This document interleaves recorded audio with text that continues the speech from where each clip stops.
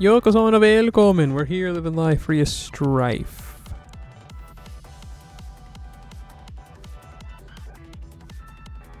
Yeah, that's it. It's been a minute, but that seems like it's every stream. I don't regularly stream as of the last week or so. I've been going through it, so to speak. But hopefully, that'll be coming to an end soon. And I'll just be going through it, but like normal style. I feel like I've been stuck in a rut lately where like no matter what I do the same thing every day. And I'm left feeling like I didn't get anything done and that I'm a loser and need to die. But I'm gonna try and make strives to change that. Guilty Gear strives.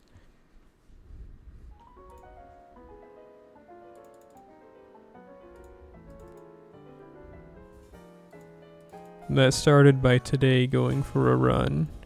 I've been going for walks every day for the last while, but today I finally broke the mold and I went for a run and I realized how out of shape I've gotten because it's been a long time since I've actively ran. And well, every time I do this I get really mad at myself. Like Vegeta when he punched the ground and he's like, this wouldn't happen to Goku, and then he went Super Saiyan directly afterwards.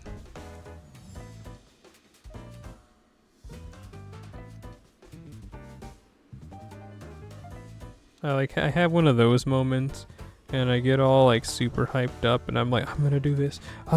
Then usually something happens, like A, I get hurt, B, I get a job and my schedule changes and I try and like balance too many things and I just can't do anything. Or C, I'm just ugly. So yeah. Before any of those mentioned things happen, I plan to get my life back on track, or at least try to. Like, I like being unemployed, but I like also not being afraid of what tomorrow holds monetary-wise, and always being just like one small bad thing happening, and then like my whole world is turned upside down. That's not fun. So yeah, I need to at least get a job. No, let me rephrase that. I need to get a job and at least hold it for like a year. And as long genetics. And as long as I can, who's this? They're not on my support list. Their username just like really took me for, oh, is that why they're genetics? Cause it's like, well, their other support list doesn't support any, well, I mean, it's still a bunch of, still, you know, it's a saber face.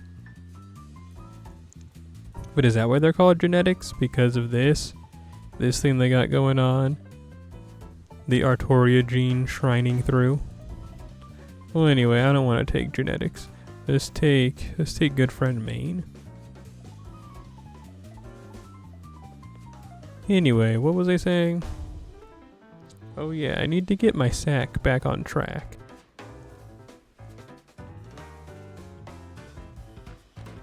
So what's supposed to happen when I say that is that an image of Sackboy from Little Big Planet, specifically Little Big Planet 3, is going to pop up. And then, you know, with like the funny Vine boom sound. And then, yeah, that's that. But, you know, we don't have the budget right now for such luxuries. So, my fault. OG.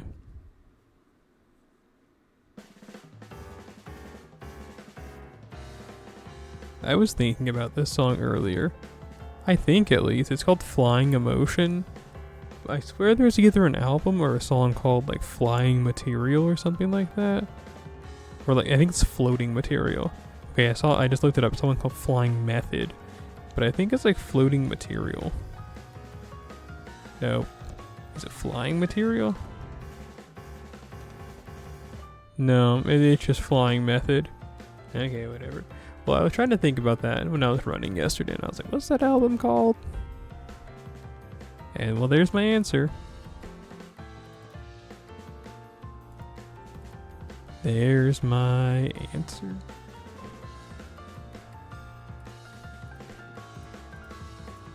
Today's stream might not be that long. Not for any particular reason. So, fun story as well. But there's so in my region, there was a like local bank chain, you know, is big in my area. If you go anywhere else, and I don't mean just like my neck of the woods, but like the entire like a regional area. It was like a regional bank, so it was popular like, in like this whole region. They were recently bought out by a bigger company, and as such, they now need a bunch of people to be able to man the phones and will man the customer service and this, that, and the third.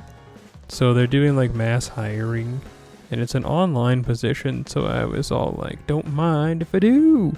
But then, just like Homer Simpson when he said that, I looked in the mirror and scared myself.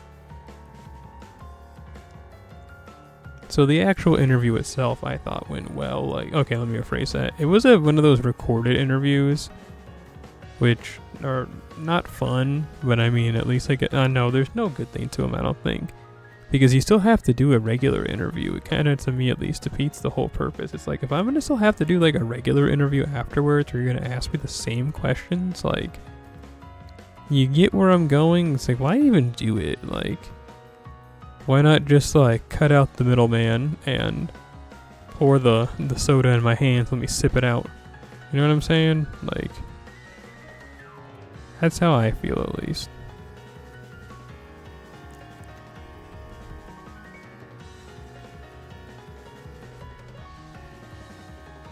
But anyway, I did one of those, and I thought that part went well. I had to like answer 4 customer service questions, and you know, this, that, and the third you've already heard. And fast forward to, they then were like, yeah, now you need to take it was a couple like cognitive tests. Oh, really? So, and then Johnny there's blends of Purezu spices Sam and oil. Gamuzu. Thank you for the photo. How do? Thank you for coming through. I heart you. With my hands, I make a hand heart because you are doing your part. You say hello in the chat? Well, howdy. But yeah, I guess to finish off the story real quick so I don't lose track of where I'm at. Effectively, they had like some cognitive tests that they had me take where it's like you click on like different shapes that were spinning and you had to match them. It doesn't sound hard, but it was actually pretty hard, and I actually did kind of bad on it.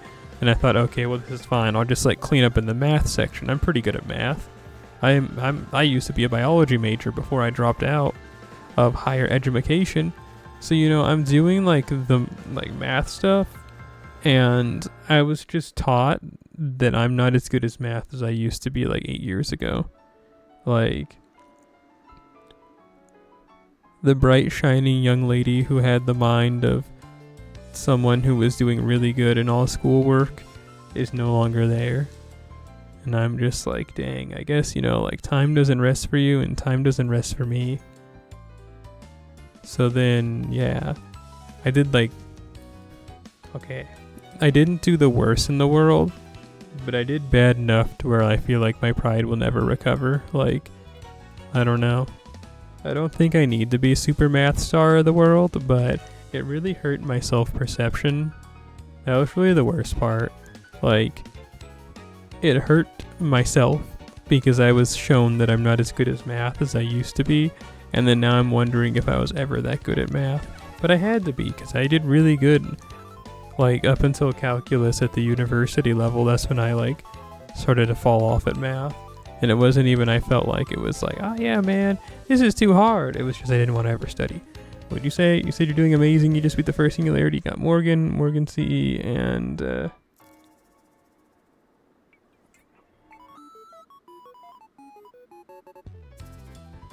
don't know what that last word you're saying is. It must be some fandom slang. I've been playing this game since it came out, and I don't really keep up with any of the fandom, so a lot of terms I'm out of the loop on. But, I'm happy for you. We're sad it happened.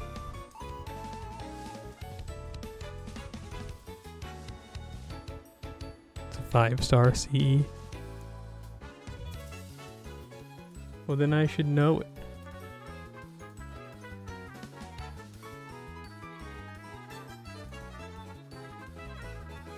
Is it that one that's got Erin on the cover of it? And it like boosts crit damage and arts? Is that the one?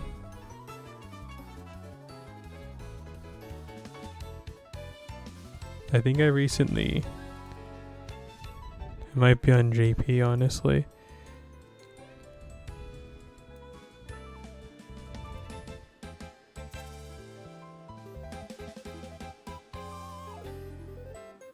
Oh, that one? Gando, sorry. Gando. That one that has Ruby on the front. That one's a 4-star CE. And I mean, it boosts crit damage and NP generation. But yeah, that's a 4-star CE. Unless they're having like some major... It's got Luvia on the front, right? And she like has like that black bolt appearing in front of her. And she's in a fancy dress.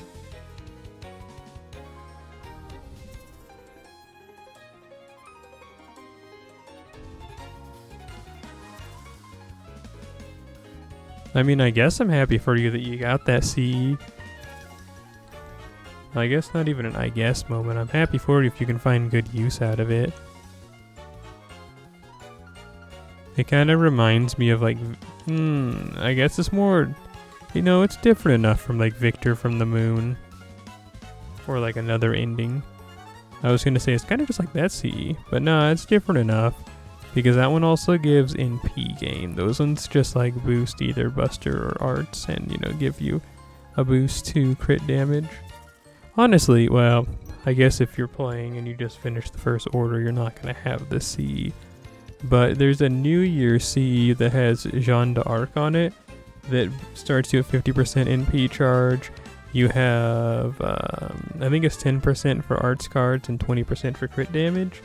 That is my go-to crit, like, CE. There's also one that's going to be coming to NA soon. And it has Mao and Nobu on it. It's from the Guda Guda event that's going to be out on NA this year. And it boosts NP damage, and it boosts NP damage, crit damage, and has Invince break. That's the other CE I go for if the servant is not. If it is not an art servant. You're saving for... use the gross spelling. You're saving it for Artoria, Castoria.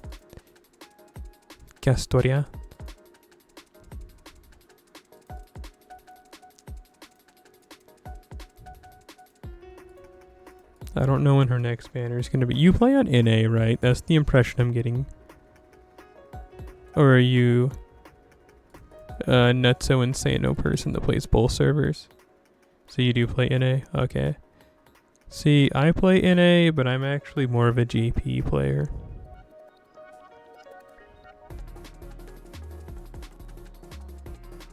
Did I ever finish talking about that? Oh no, I didn't. So I told you about the part where like life was smelly because of like how I learned math skills have gotten worse.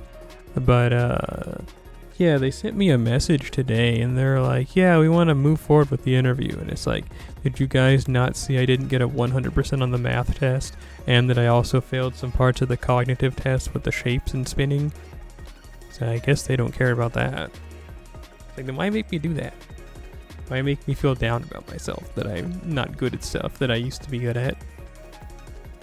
Just to like break my spirit and get me ready for a soul-crushing workplace of customer service? Because I guess that's the right way.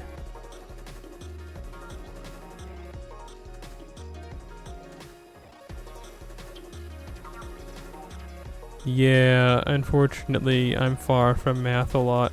I'm just Lancelot in parentheses, like her.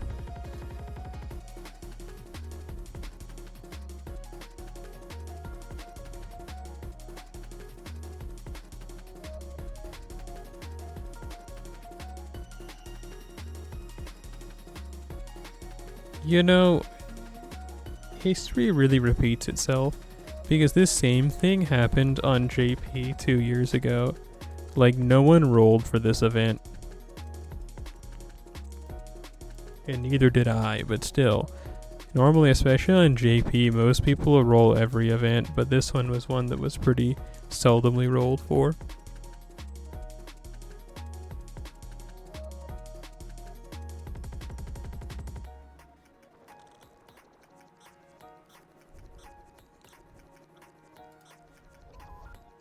I mean, I can see why.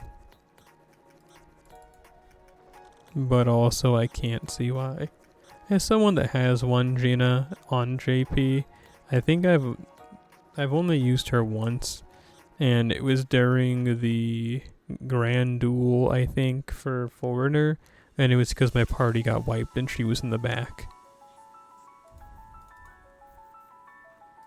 And that's like, in the while that I've had her, that's like her one moment of action. And I'll admit, she got her licks in. Like, you have to give her credit where credit's due. She got her licks in. But did that really amount to all that much? No. But I'm telling you, she got her licks in. Like, love her or hate her, she got her licks in. I still had to use my command spells for the day, because I wasn't about to deal with it, but listen, I don't have to say it again. You already know.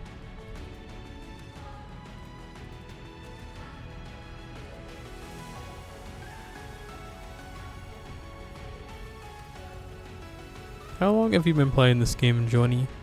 Are you a newer player? Because it feels like a lot of people recently jumped on the game this year for one reason or another.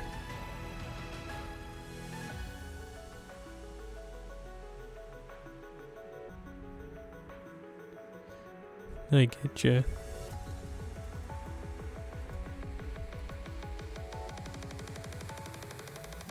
It was made today? Oh yeah, you said the first singularity.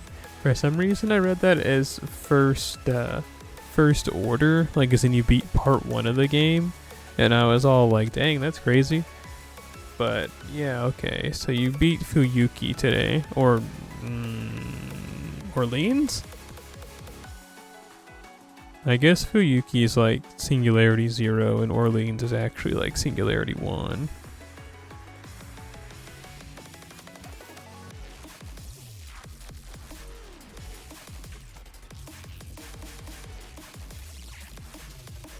I think I might have enough to finish off the class score for Saber today.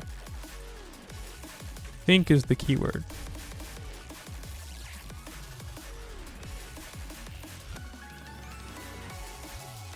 Boo. Well, whatever. Back to the old grind.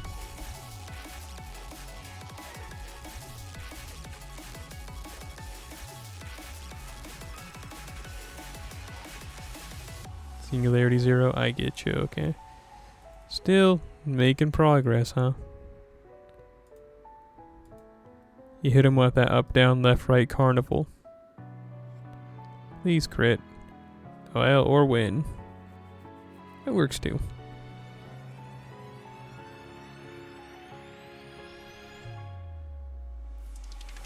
Crit moment, you're right. Haro Savisan. How do you, how do?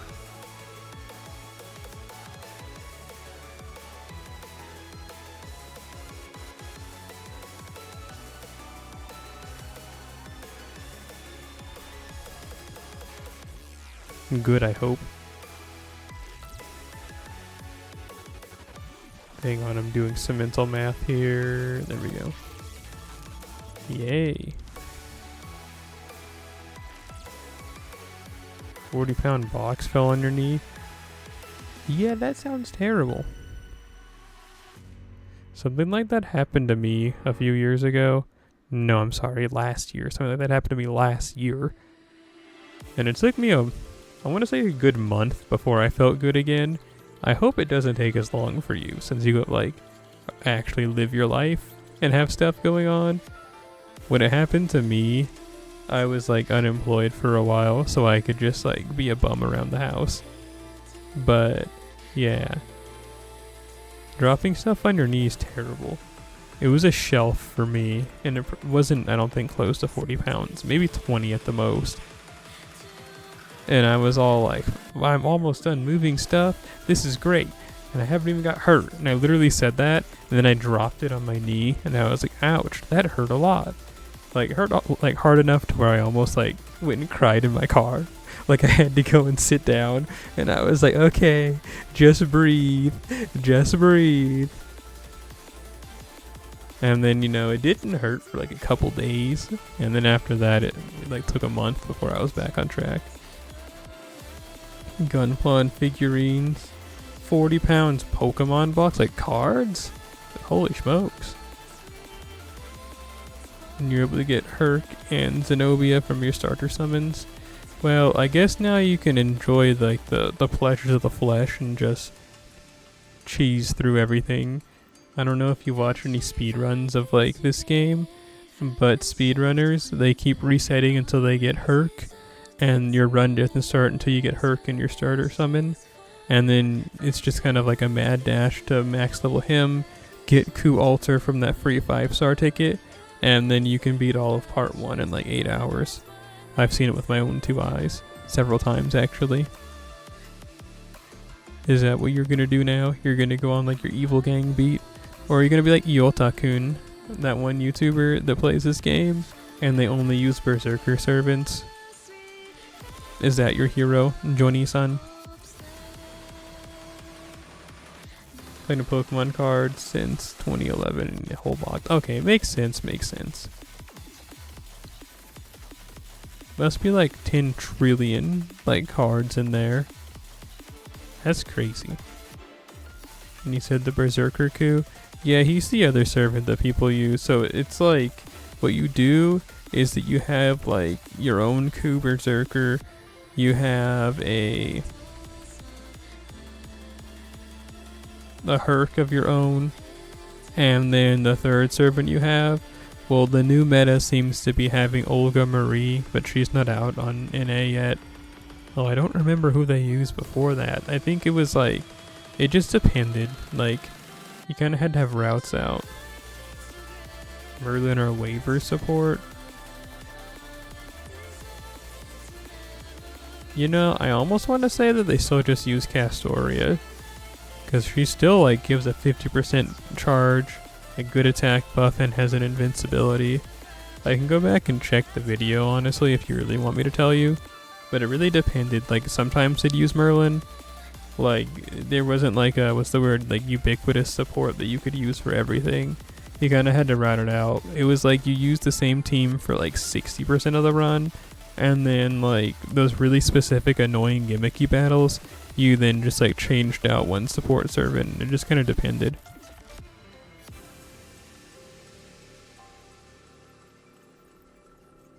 Hang on, I'm having a coherent thought. I'm stuck. Oh, speaking of Pokemon cards, they had a 10 of that was a Slack King at the pharmacy that I used to go to, and I was really close to buying it, but they made me really mad the last time I was, really mad's the wrong word. Really disappointed is it. Like I send you a picture because it was kind of funny because the whole Pokemon card case was just empty except for Slack King. They just had a Slack King 10 in there, and that was it. I'll watch those videos you sent me after stream and respond to them accordingly.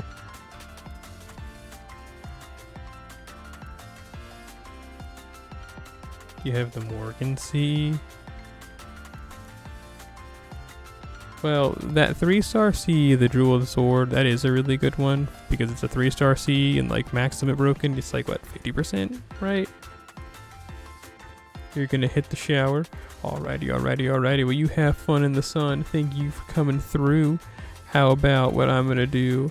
I'm gonna send you that picture of Slacking just because I thought it was funny. I think I still have it downloaded. And yeah, we'll see you later, alligator. That is, ifin' you don't melt in the shower or something crazy.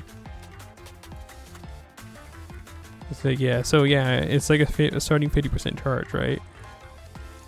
Like maximum broken, or is that the one that just like boosts gain? I'm pretty sure it's just like a charge, but third things third, what Morgan C are you talking about? Do you mean like her Bond 10 C? Because I find that like, that'd be insane if you had that already. Or do you mean something else? Apex?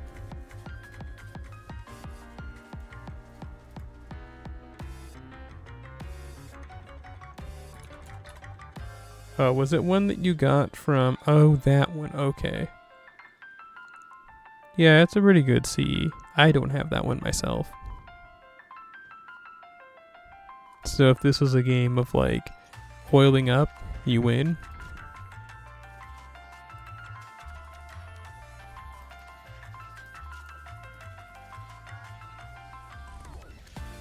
Three. You live with 3 health. This is the worst day of my life.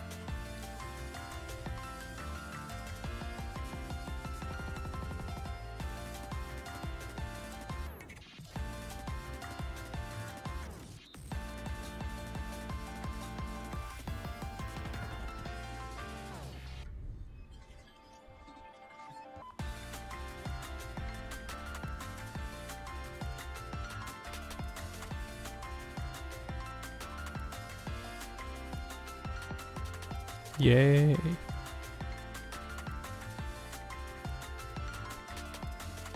The overcharge by 2 stages one time I think is really good. Like if you really wanted to be a freak with it, instead of like using it on Morgan, you could always give it to someone like Castoria. Even though she'll only be benefiting from the overcharge, I think that's still pretty good.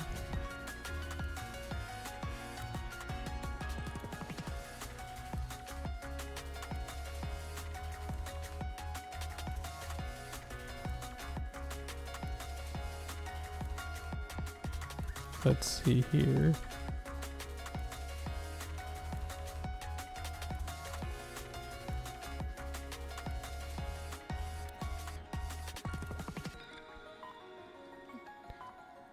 Honestly, I'm pretty sure Ashidomon can do 46,000 damage to a caster, but we're gonna play it safe and just have Kagekyo-chan do it, because I know she can, like without a doubt, like do that much damage easy peasy.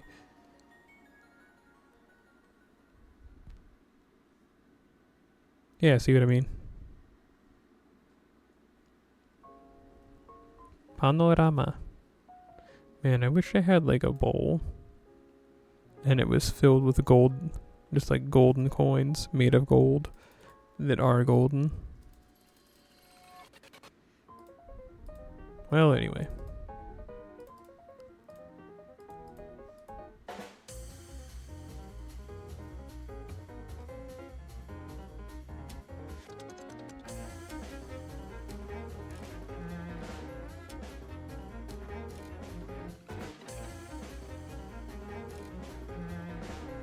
Oh, word. Just barely squeaked at enough damage. I'm surprised.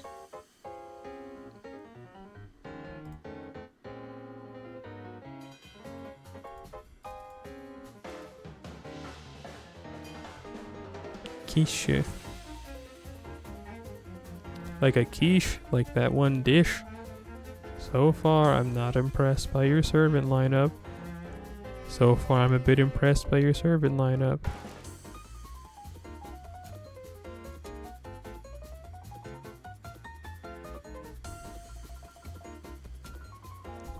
Not enough to actually add you. Be gone, quiche. Time for speedrun strat. You're actually gonna go through with it? Are you sure? Are you trying to like speed up for one reason or another? Did I give you bad ideas?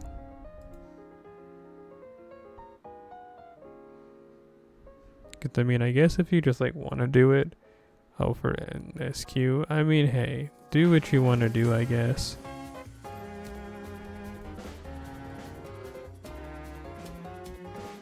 Move and do as you please. Don't let anyone in between stop you.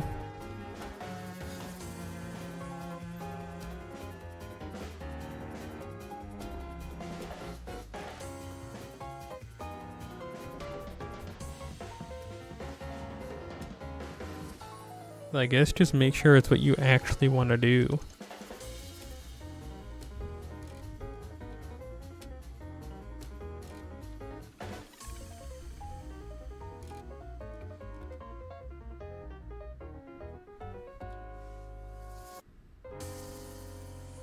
You know that one episode of Adventure Time when Finn was having a hard time because he wanted to help everybody out?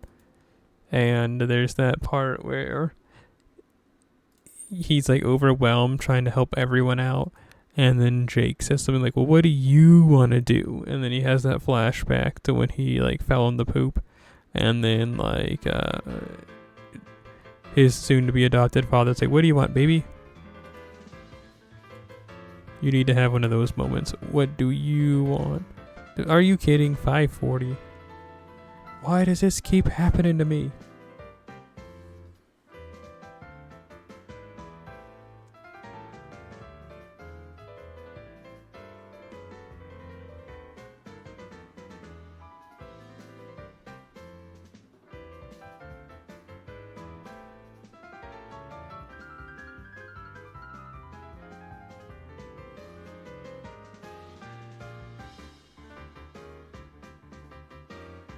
They can't keep getting away with this. That's what I'm saying, man.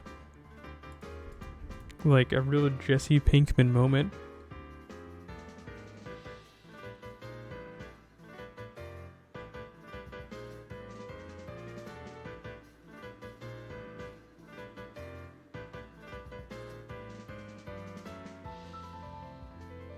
Like honestly, this is the most like this has happened to me like consecutively. Sure, it's happened several times in the past where it's like, ooh, I just barely didn't eke out enough damage. But never usually this much in a row. Like, holy schmoly.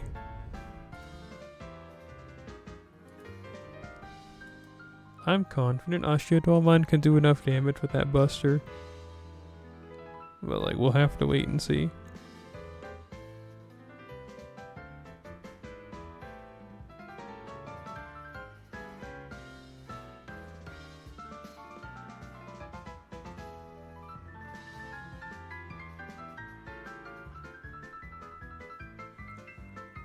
Was there any reason you wanted to start playing this game? Were you just feeling evil? What? 107? Why does this keep happening to me? Hit him with that sorry.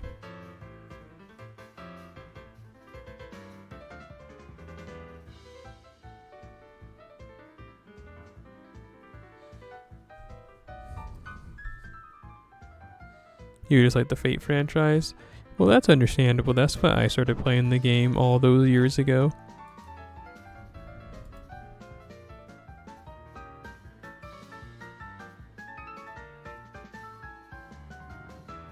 He started with Unlimited Blade Works.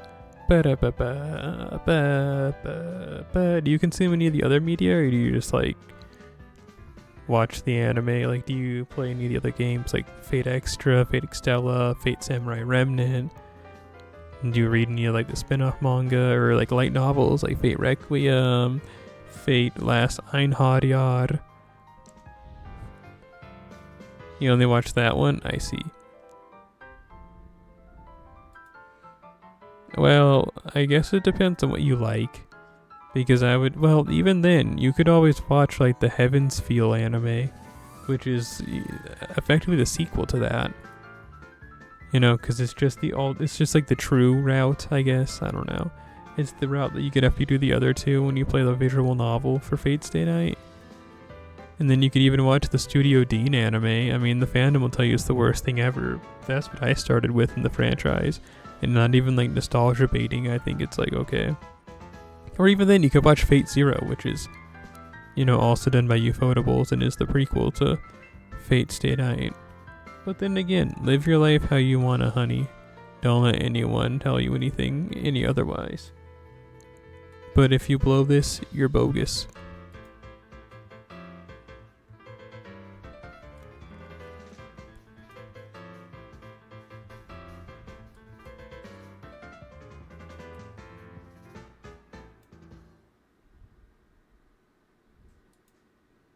Show me the sound, don't let it fade away.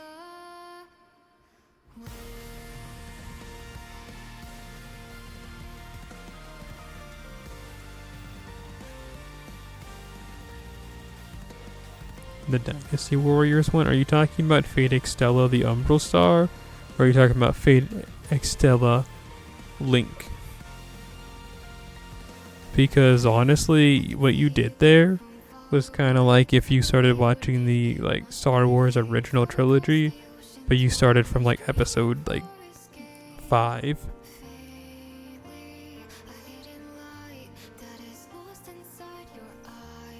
Fate Extella Link, yeah, that's like the sequel to, even if you just started with Fate Extella the Umbral Star, I would be like, okay, well you could kind of finagle your way into like skipping the first 2 games, but dog, that one's like a direct, like immediate sequel to it. Like, I mean, hey, do whatever you want to do, but that's more like you just started watching Star Wars from like, you just watched from like The Last Jedi.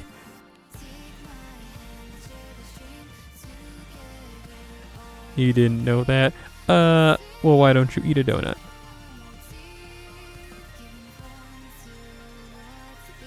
Honestly, if you want to be a real freak, like, just... So, I like Fate Extra. I like the original Fate Extra. How it's like the rock, paper, scissors game mechanic. You know what I'm saying? Like, I like that. A lot of people seem to not like it, but I think it's a lot of fun. But you can try and start from Fate Extra, which is the first game in that series. Or you could wait until spring of next year when they make the remake that's going to change the games, like, whatever. I don't know. I recommend playing the original one myself, but don't listen to me. I can't do math, apparently. So yeah, you can play Fate Extra CCC. Those are the 2 games that come before it. Then comes Fate Extella. Well, actually, it's the 3 games before it. It's then Fate Extella the Umbral Star, and then Fate Extella Link. There's 4 games. Technically, the first it's kind of like 2 sets of sequels, because Fate Extra and Fate Extra CCC, which are the first 2, those are like first game and direct sequel to it, and then Fate Extella is kind of like an alternate timeline, but it's like an alternate timeline sequel, a soft reboot as the kids call them, because it's going off of like the ending of the first game, but the events of the second game happened and are alluded to, but just through like text. And like, you know, if you play the first game at the very least, it'll make a lot more sense. Extella the Umbral Star. But you can honestly get away without playing it. But playing Extella Link without playing the Umbral Star, the first one, and that like set of like sequels, that's kind of like picking up a book and reading it from halfway through. Bot in chat, why don't you get killed? So that's my recommendation, because I think Fate Extella Link is honestly, like, gameplay wise, it's definitely the best one out of the Extella games. Story wise, the story is a lot faster, but not in a bad way, because the whole thing is like it's like a war that's going on, so like the story takes place over the span of 7 days, so it's kind of faster, but I think it makes sense. I enjoyed the game a lot more than I thought I would. Like, I even liked it so much that I platinumed it on Steam.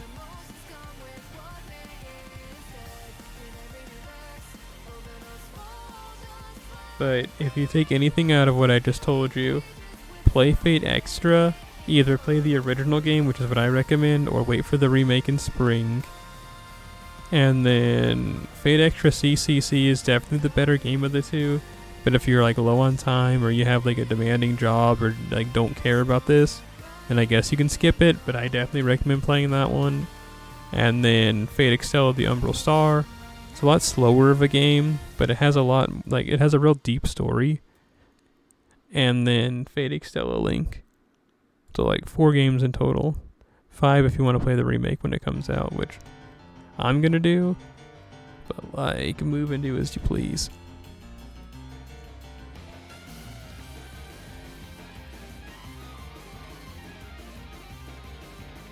You do have a PSP emulator? Yeah, and if you don't know Japanese, they released a fan patch for Fate Extra CCC after like almost 10 years. So you have that going for you too.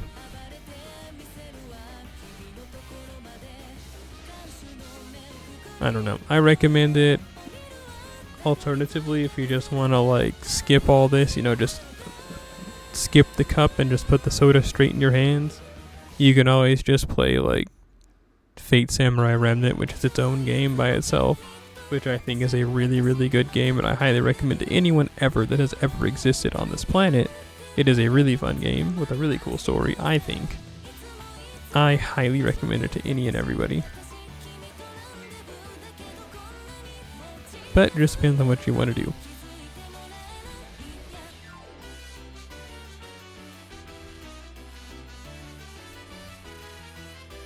Or if you like visual novels, you could always just play Fate Fate Stay Night, the visual novel.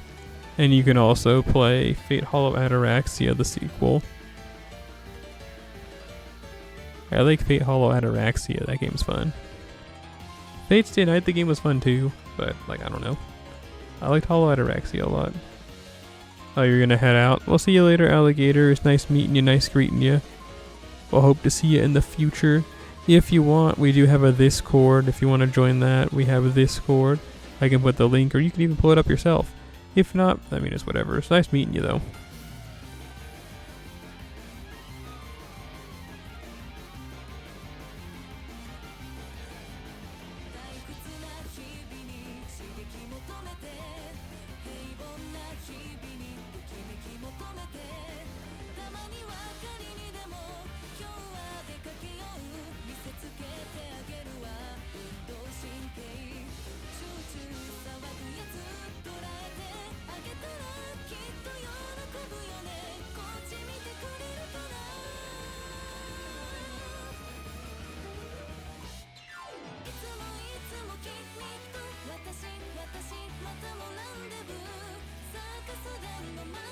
I was getting some water there. Normally I do announce it, but I didn't that time for zero reason whatsoever.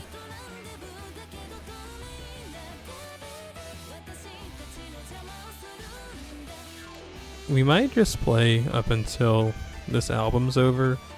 I'm getting mighty tired. I wanted to do some other stuff, which is why the stream wasn't just like a Fate Grand Order themed for title. But I don't know, I'm running low. That run today has me running low. I accidentally opened Google. Get away from me, gross site. I only use Firefox.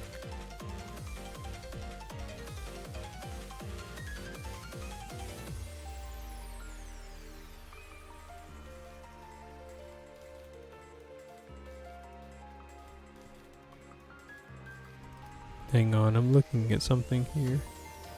Okay, so looking at this here, we have like 1, 2, 3, 4, 5, like 6 more songs, so we'll see if we're still riding on a shooting star after that. Like I said, might be a shorter stream today. I'm kind of burnt out from that run. I don't know how many times I can say it, but I'll keep saying it until you get it. Until it makes sense to you, I will keep repeating myself.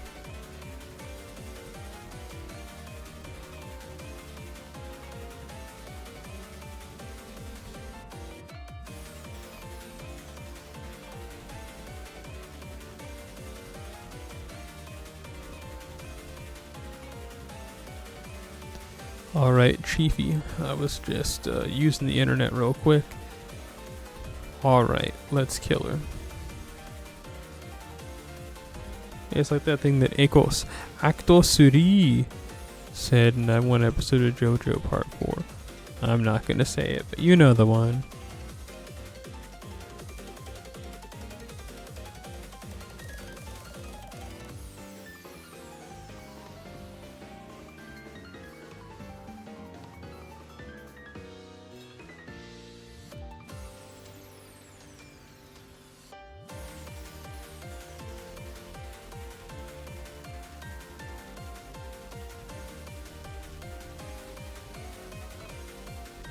I say it pretty often, I feel like, but I wish I had some type of marketable skill. You know, not just like customer service extraordinaire, but like, yeah, I can play the lyre really good. So if you don't know what the lyre is that instrument that bards tend to play in fantasy stuff. specifically like European fantasy, is like that weird like round guitar, that instrument. Why that instrument? I don't know. It just kind of like came to mind when I was thinking of like things to be good at. I was like, oh, it'd be cool to be good at the lyre. What does a lyre even sound like?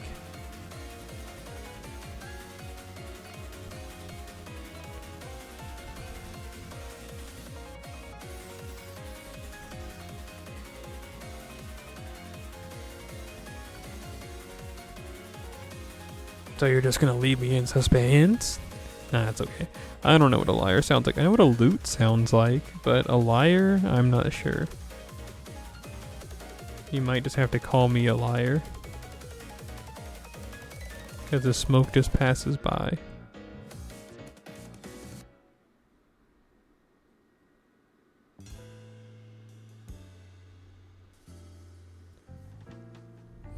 I can do this. I can do this. What I learned in boating school is... I'm pretty sure I don't need to use Oberon's NP damage up there, but like, why not? Yeah, because I do like 600,000 damage when this hits. We do enough damage probably just off of the buffs that Koyanskaya gives us.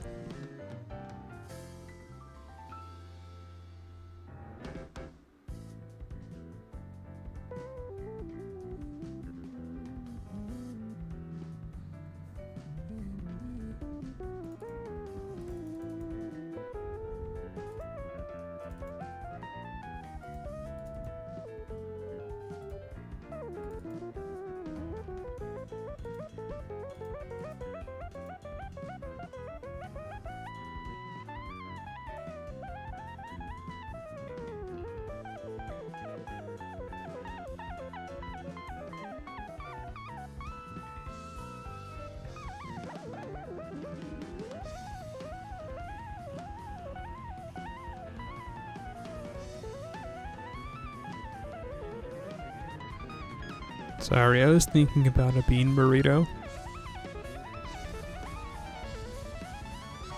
Yeah, I'm never eating what I had for dinner tonight, I don't think ever again. Like, I can still taste it in my mouth, and it's kind of really grossing me out. Not like I can still taste it, but like I really want to like go and either brush my teeth or like eat something else to get rid of this flavor. Like, I am not happy right now. I do have to yawn though.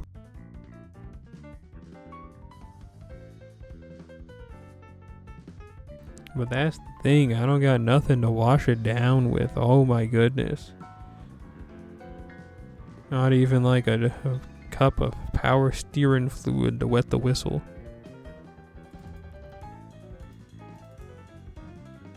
Those types of sayings have funny origins, I feel like. Because it'll be like some old dude will have said that like 400 years ago because they're trying to like whistle or something. And then people start saying it to like make fun of them, but then it just becomes like unironically something they say.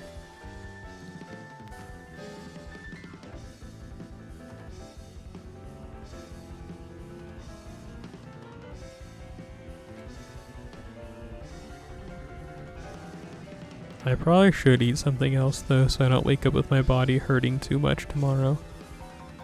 I love being out of shape.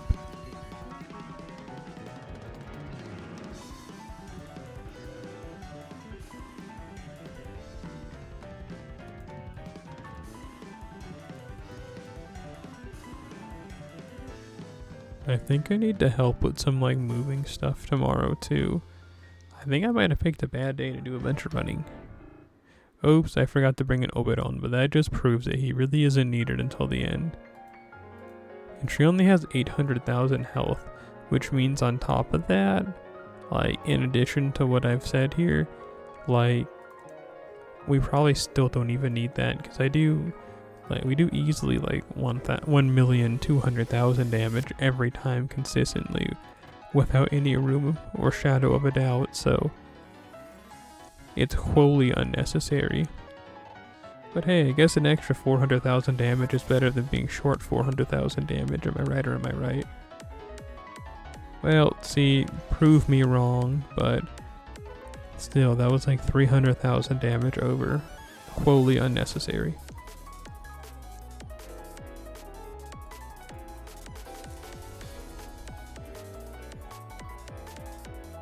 Wholly unnecessary. This song is called Secret Spell.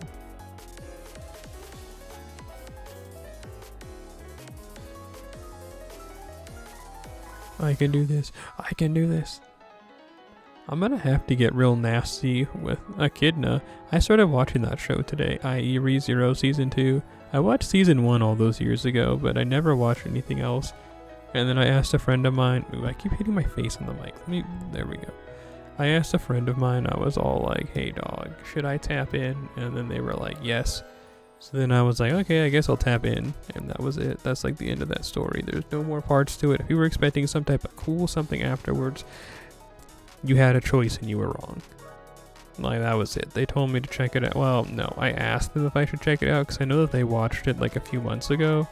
And I was like, is season 2 like that good? And then bro was all like, gaming. And I was like, okay, I mean, I can check it out if you're gonna put it that way.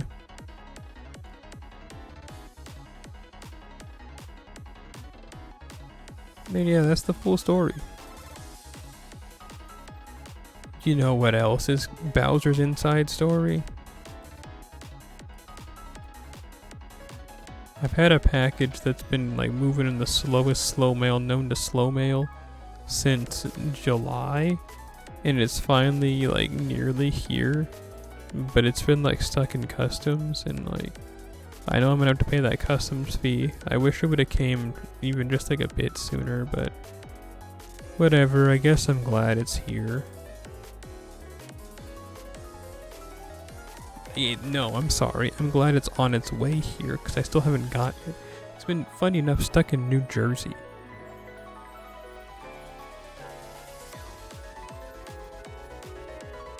That's another reason, you know, they ship the like absolute cheapest way known to man, is because like it should have gone to California. Like, I don't live on that side of like the states. I don't live on the East Coast. I live closer to like California, which is where most places will ship to when they're shipping to me because it's faster. So they must have like shipped it through like the Pony Express or something. Crazy stuff.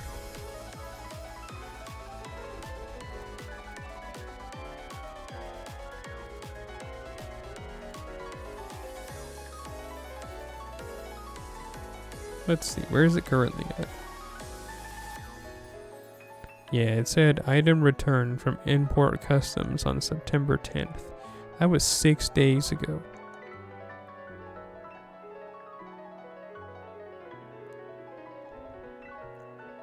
Which I feel like means one of two things. Either when it says returned, as in they shipped it back to Japan, or B, that means that like it's done its customs part and now they just have to like get it to me.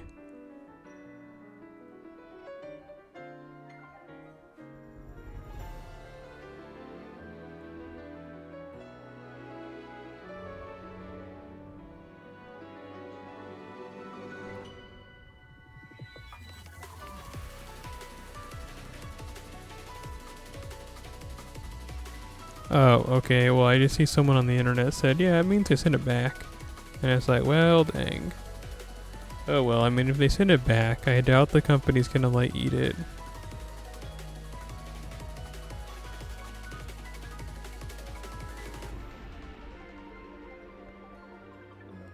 So yeah, we'll see. I mean, I've seen it, like, I really think that it's either gonna mean like, it's gonna be business as usual. Oops.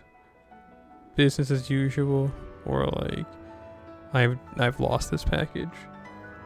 I need to get the tracking number. That's what I need to do. And just like search on somewhere that's not like Japan Post. If I can like do more of a domestic search, where they send it to you, yes, because they're gonna send it to you. They're gonna be like, why send it to Japan? We could send it to another like Southeast Asian country.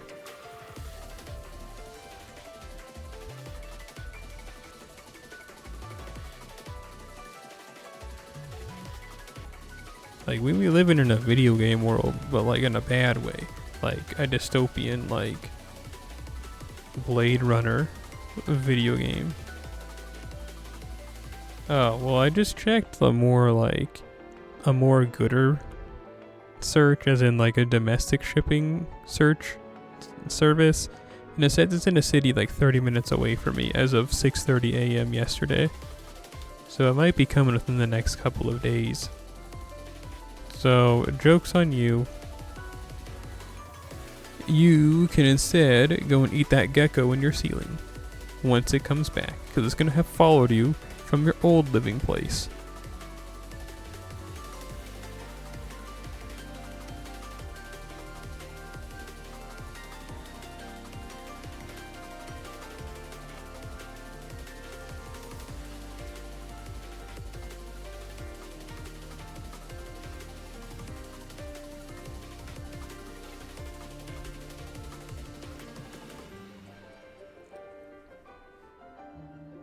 Eating a reptile just seems really weird to me. I mean, I know people do it, and maybe that's just me looking at it from like a lens of ignorance, but I don't know.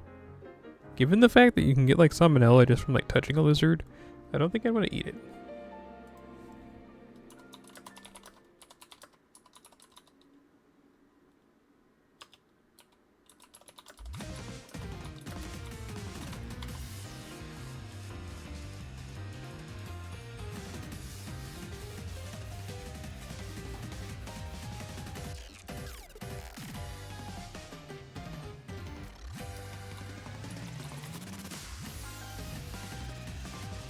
Yeah, I had to check and make sure, but yeah, you can just like touch an iguana, and you can get salmonella from it. And that seems like the only like lizard that someone would probably eat, because like why would you eat something small? Is it just like a little snack? But like, I mean, if you were like starving, I guess I could see it. You're just like grabbing a handful of lizards and you're just like eating them. But like, I don't know. I mean, I guess if you're a bird, then you don't even have to worry about that. But let's say that you're just like castaway situation like that movie, and the island you're on is just full of iguanas. Like, it doesn't seem lucrative, because if their skin has it, like, how do you, even in like the modern world, like not being trapped on an island where you have to throw a spear to get it and like eat it, but like it just doesn't seem lucrative. Like, eat a banana leaf. Call it good from there, man.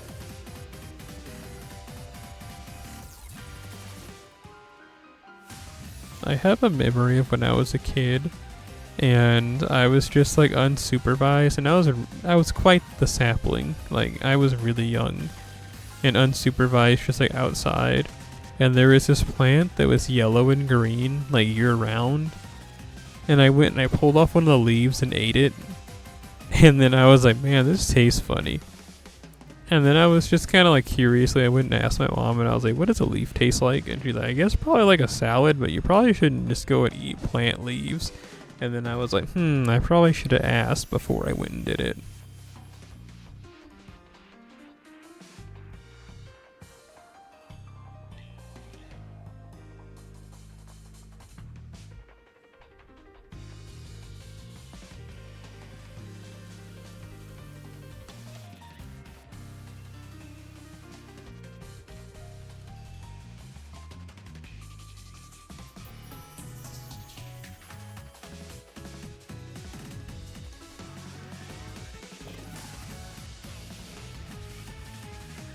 I wish I knew what plant that was. Oh, I just found it. I literally just looked up. Okay. It's called flowerwood? No, that can't be what it's called. But yeah, I just found it.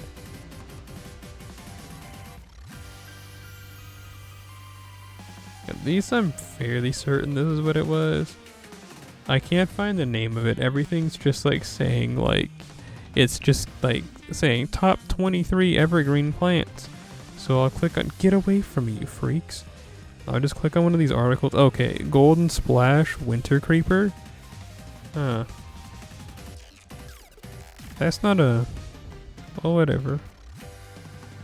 And now I'm a like, actually I choose to eat leaves. Yeah. I guess that was like the beginning. I can still remember the taste of it too. So maybe that was like the beginning, because I've always liked eating vegetables more than anything else. And it's always been kind of like, ugh, meat. Like when I used to actually eat it. So like maybe that was the start of it. Like if you can go back in time and stop me as a sapling from just like pulling off that plant leaf and eat it, like I might be a completely different individual.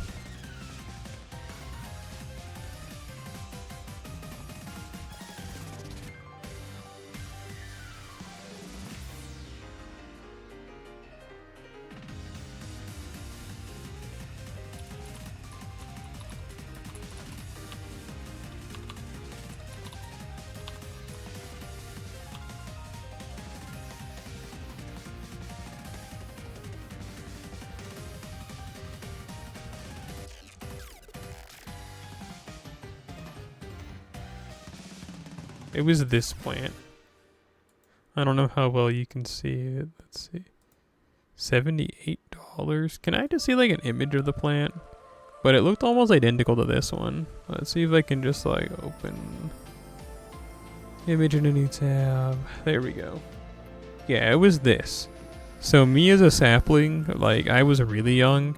I saw this plant and it was like a leaf like this one. Just kind of like off to the side, but like not at the top.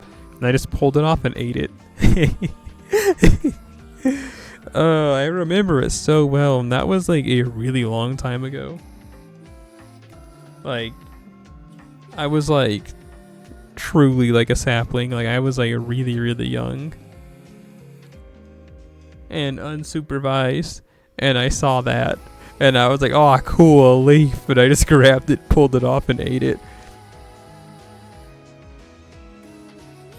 Sireno-san, hello. I'm glad you're here for the leaf story.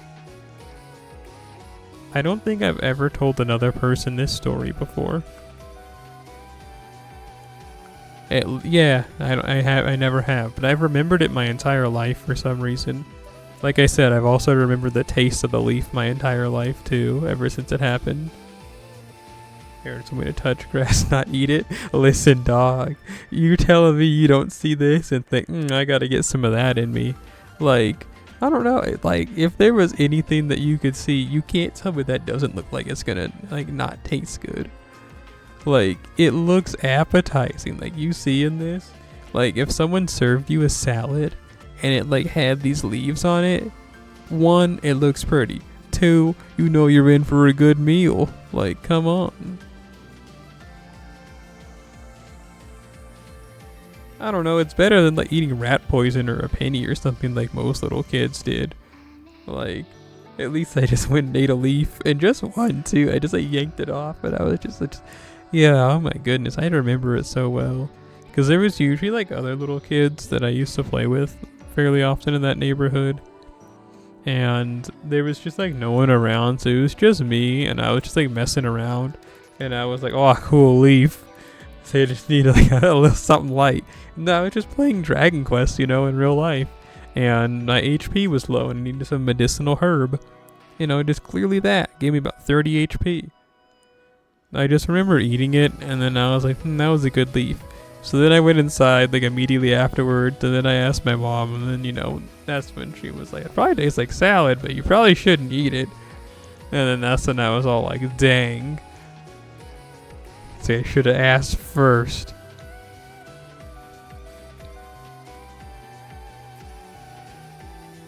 And you said it looks like a scrumptious meal indeed. That's what I'm saying. Of all just like the low growing ferns that you could ever just like see. Like, I don't know, man. I'm telling you.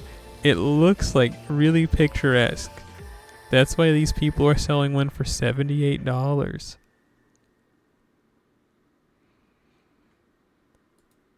I swear it looked identical to this, but I think it was taller. But I also was shorter, so can't really go off of like size perception at the time is what I remember. Also, that memory is like, again, like really long ago. A lot of the people I associate with today weren't even born. That's not to say that I talk to like really young people. It's just that I'm old. And I feel like anymore I'm always the oldest person in any friend group that I'm in. I guess that's just what they call getting older, right? Like, that's just like how it is. It's always like, hey guys, how's it going? And then people be talking about something like, I don't know, Pokemon Yellow. Like it's like the ancient wizard text, and you're like, nah, I remember I just kind of went to a game store and bought it. Like, what are you talking about? I remember going to a Sears department store and buying Pokemon Sapphire and Leaf Green and Fire Red. It's like, I don't know, what you mean, Chief? What you mean? Like, I just remember, like, it's like that was just like normal stuff, and then people are all like, whoa, bro, and it's like, no, I'm not that old. I'm not that old. It's like I'm looking at my hands as they start to wrinkle and my hair begins to gray.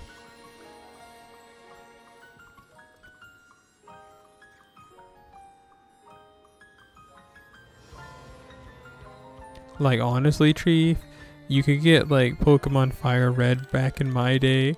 Like, they pretty much paid you to take it. Like, you used to be able to go to like a GameStop and they would have like all the new gen Pokemon games and a bunch of the Game Boy games, maybe like for literal dollars.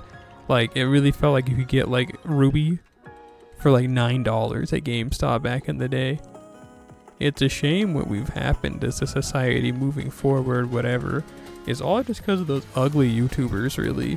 Like, if YouTube never existed, I really feel like the vintage game collecting industry would be a lot better. Like, genuinely, because it just made the everyman think, okay, if I buy all the Pokemon games, I can become rich like insert person here. Or this is an investment because insert person here bought 400 cards. Like, they ruined it for everybody else.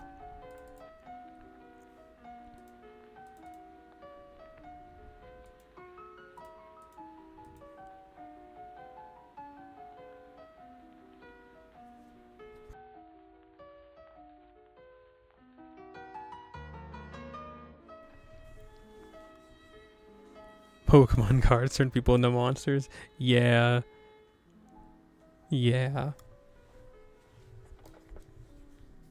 Honestly, Pokemon in general turns people into monsters. Like, you've seen scalpers and what they do. Remember what happened to Pokemon Worlds and when it was in Hawaii and like everything was bought out? Like, literally, like 3 scalpers like got in there and just like got everything. I remember people being so mad about that, and like understandably so. But I don't know. Like, I don't know what you want to hear from me. It sucks, but like, what do you expect? It's like getting mad at injustice anymore. Like, there's nothing we can do about it at this point. It keeps being proven that it's like, yeah, no matter how much you believe in like the goodness of everyone's heart and like protests and whatever, evil stuff still just seems to happen in the world. There's nothing you can do to stop it. So you might as well just sit there and let the boot go in your mouth. It's kind of like that with scalpers. Like, it's just like an evil of the world at this point. And if you think you can fight it, then, you know, I think that you're an incredibly strong individual. And I'll remember you fondly when you're dead, like, straight up.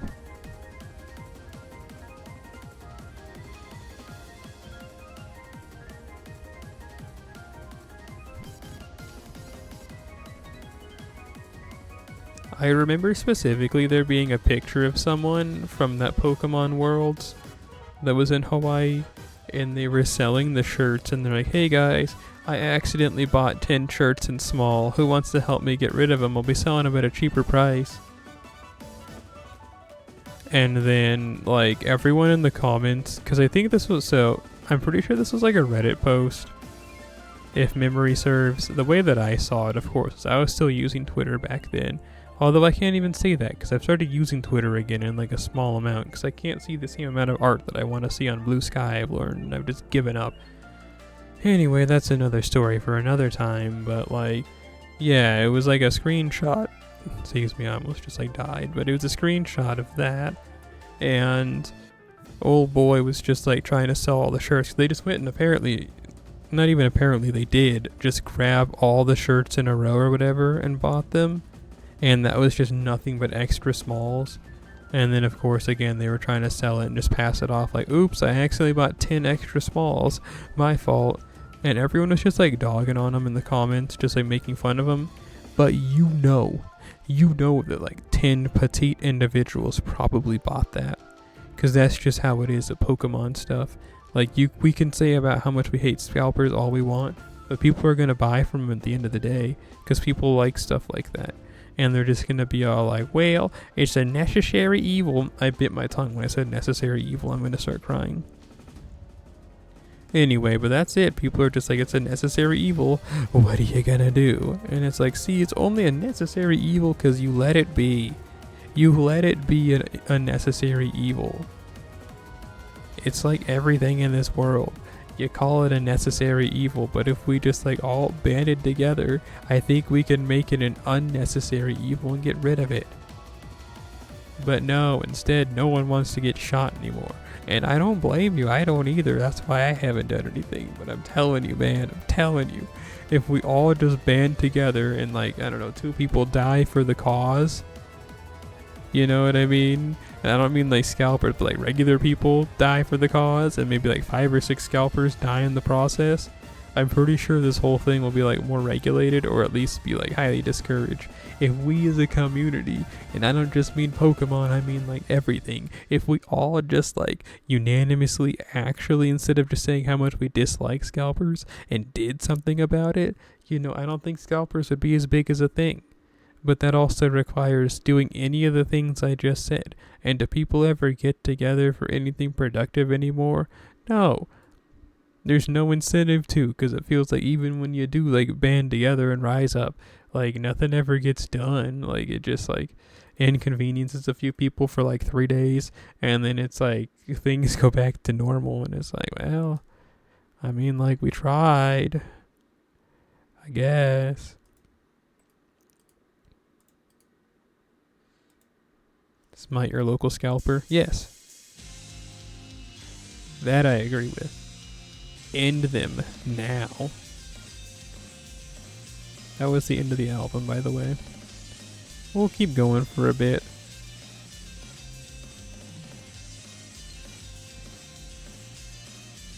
So, there was that one character that emailed me about that job, and they want to set up an interview.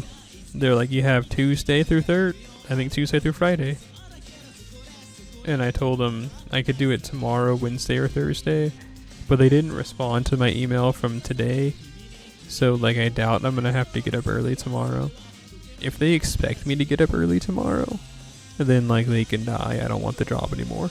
But as long as it's like Wednesday or Thursday at this point, yeah, I'll go and do the second interview, whatever. Like I'll tap in.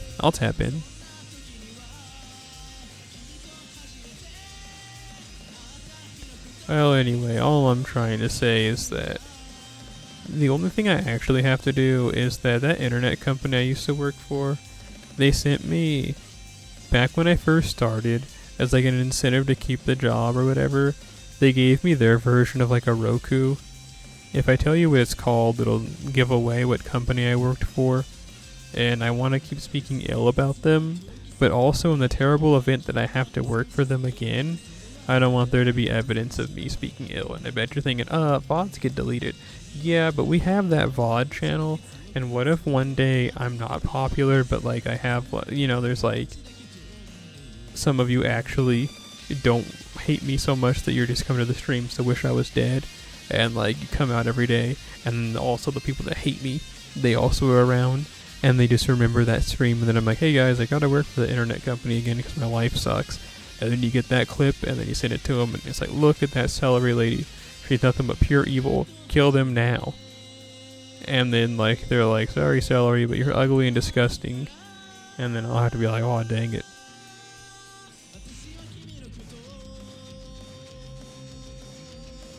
So yeah, to avoid all that from happening, I won't mention their product.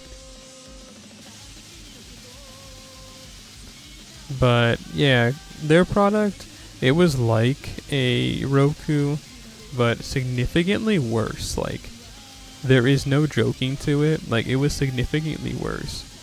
One thing that would happen to it fairly often, so I never used it, my mom used to, but sometimes the audio would just desync or just cut off completely, and then you like turn it off and turn it back on, and then it still wouldn't come back. You just have to watch it desynced. And like also, there was a big delay when you button pressed, like you were wading through water. So like you're like trying to pick a different channel, so you like are seeing what's on the menu.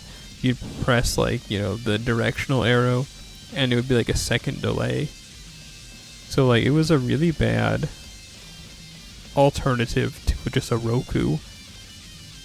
And they're trying to charge me $80 for the ones they sent me. So I gotta go and return them tomorrow. Now, fun story about this. Fun story. So when I was working for the company, someone called me and they had just got fired, and then they were all like, well, like, why am I getting charged for it? And they're like, I was told it was free. And then I was like, yeah. So then I had to like do some company research, and then I found out that it's free until you get fired or quit, and then all of a sudden they expect you to pay for it. And it's like, what's the point of giving it to me then? If you're going to tell me it's free and then charge me, they're like, it's free as long as you work for us. So that's so dumb. Like, there was this lady that worked for the same office, like, building that I worked in, and she retired, was with the company for 20-something years, and she was just, like, you know, happy-go-lucky, enjoying her life, when she was getting calls from collection agencies, because they were trying to collect the boxes or $86 from her. And that's terrible. Like, I was all like, when I heard that, I was like, man, this company does not care about you. They are one of the biggest internet companies in the States, and, like, they will kill you over $80. Gave someone who worked for the company, you know, gave 20 years worth of hours, time, effort, blood, sweat, and tears to the company, and then they gave their account over to a collections agency for $86 because of the knockoff Roku that they gave them as like an incentive to stay with the company. That's just, I don't know, that rubbed me the wrong way. Anyway, despite knowing this, I've really been putting off going to like return it. And then I got the bill today for $86, and I was like, man, I guess I need to go and return it. So that's what I gotta do tomorrow. That's the only thing I have going on. So that's why if I want to, I can stay up for like another 2 or 3 hours. Will I stay up that long? Yeah, maybe. And you said you're gonna call them and tell me to rehire me. Honestly, I'd be kind of upset if they did that. I did not like working for that company. Like, I'm okay with being like a hamster in the corporate wheel. That company kind of sucked to work for.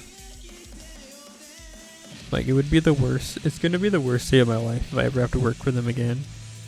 Technically, I can still be hired back from them since I lost the job due to my car exploding. But like, you know, it was also an hour away, so I'd have to move to the city, and I wouldn't live in the countryside anymore, which is something I don't want to do.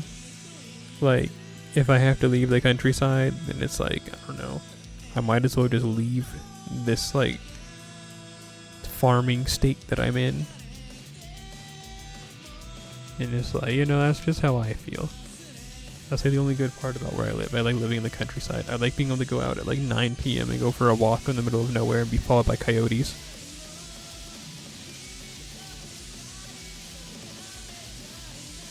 I like how there's not a single street light in my entire like area because I live out in the middle of the dusty old nowhere.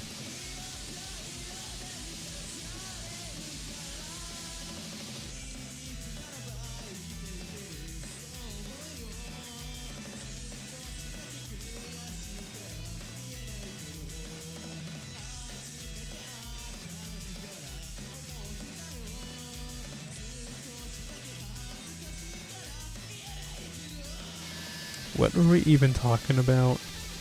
I don't know. But I'm sure it makes sense. Lawful, chaotic, blah. I think we can actually go and do those both in Fuyuki. The like XF coordinate one or whatever.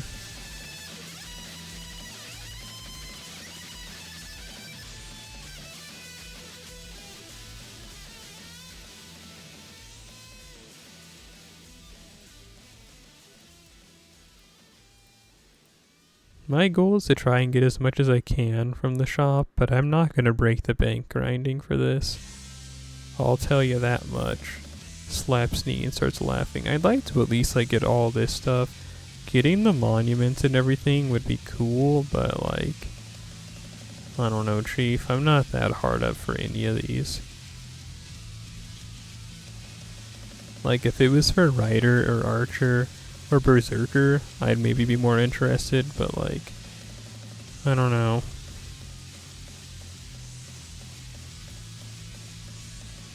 Did I do my free summon yet? Yep. This album is called Double Colored Girls, if you were wondering.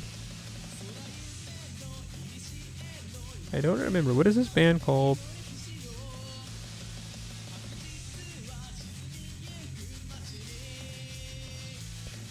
Kirikabu Nikomi?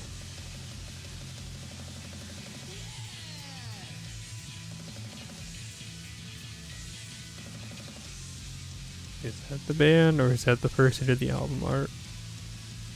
Let's see here. No, it's this person that's like, I can't read it. Not even because it's like in Japanese, but just because it's way too small. Kirikabu. Is that like...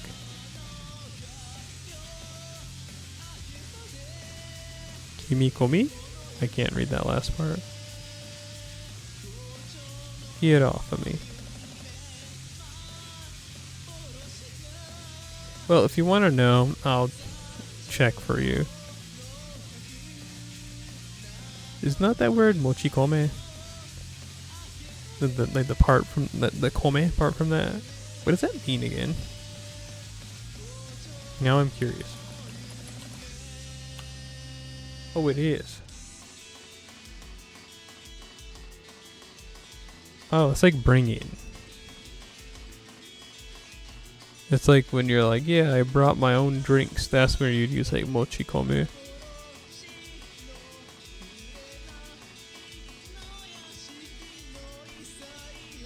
Don't worry, Luigi. I'll get the band title for you now. I know how much you like this type of shoegaze. I know you're a big shoegaze head.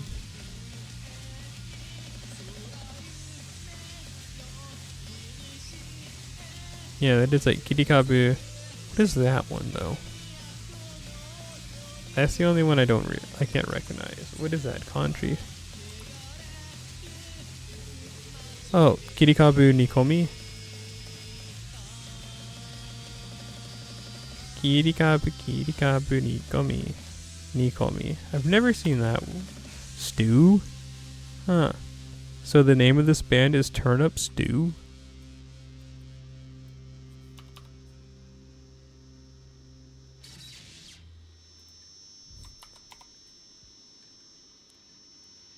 That doesn't seem right. But I guess it is. What is Kirikabu? That doesn't like directly mean turn up, I don't think.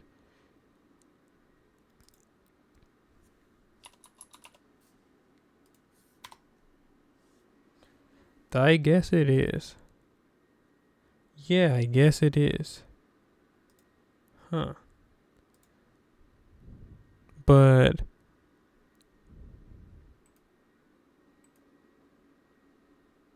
I've never seen Nikomi to mean like stew.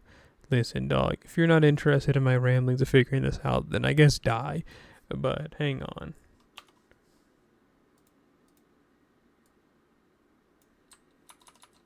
One time when I was working at that internet company, this one lady was simmering is where it comes from. Oh.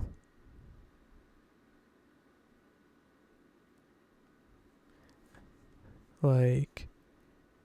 Is that, so that's like Nidu?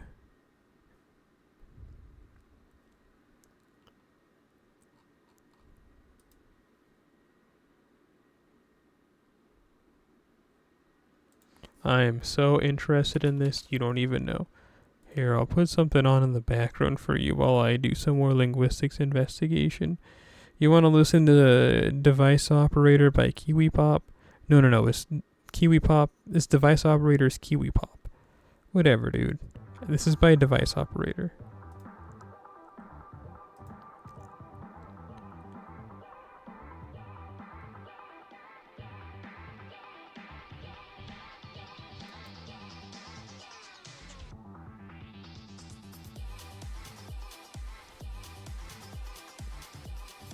Nikomi. Huh.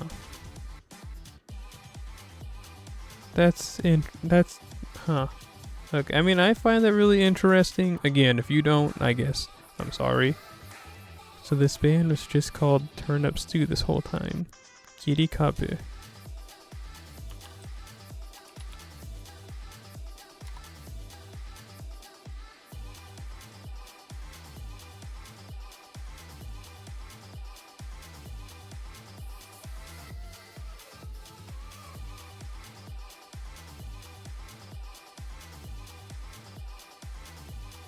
But when I look it up, Kirikabu is more like stump.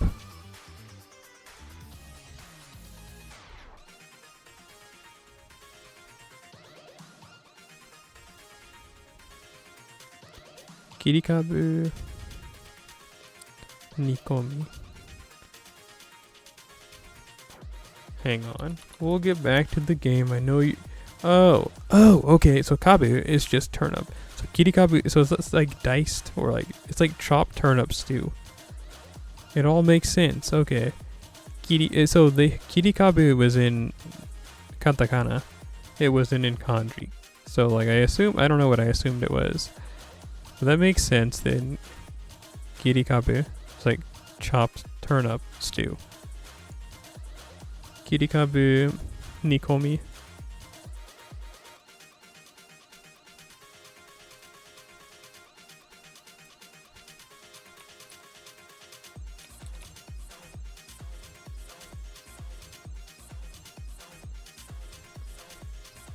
Hang on, my knee really hurts.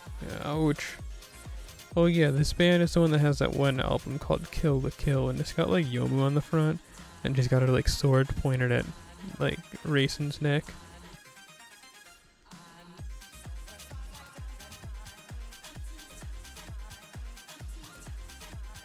I don't know how much longer we're gonna go, but we'll at least go for a bit longer. Since I made you guys listen to my like not self-discovery, but just like figuring out this band's name. I know how much you hate it when I do anything related to the Japanese language. I know how much you guys want to kill me whenever I mention any words in Japanese or try and read any kanji. I know you guys hate seeing me try to learn anything and better myself. I'll just go back to eating dirt. I know that's all you want to see. I know that's all everyone wants to see from me.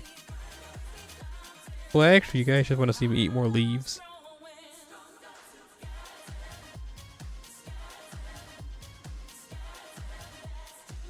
Is this group like active still? But then I wonder if it even is supposed to be turned up, because like Kirikabu, I think it's like a pun, because Kirikabu also means like stump. I think they're going for like Kirikabu as in like a stump, unless like chopped turnip.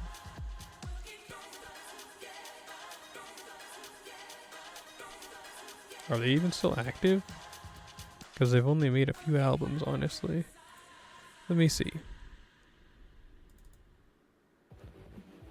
I would go as far as to say they're probably inactive. They haven't made an album in 5 years, but they could come out of the dirt and like make something new.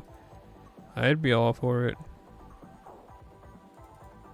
I like Toho shoegaze sometimes.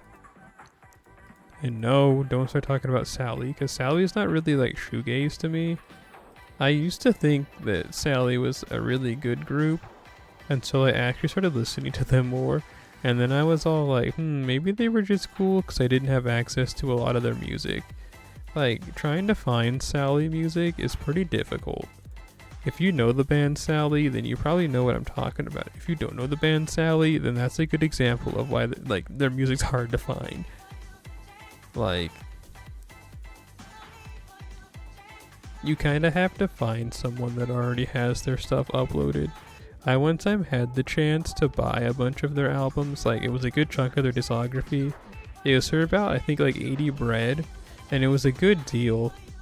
And originally I was like on the fence about it, and I was like, I think I'll think about it, and someone else bought it. But like, I kind of finally decided I was gonna buy it. My idea was that I was gonna buy it, and then I'd like upload it so that other people in the West could like listen to Sally music. But I guess someone had the idea to just buy it and do whatever with it. Again, I thought I liked Sally a lot because I had only heard like 2 or 3 of their albums that are uploaded to YouTube, and I was like, man, bro, like Sally goes hard. But then like again, I actually listened to their music, and I was like, this is like not good.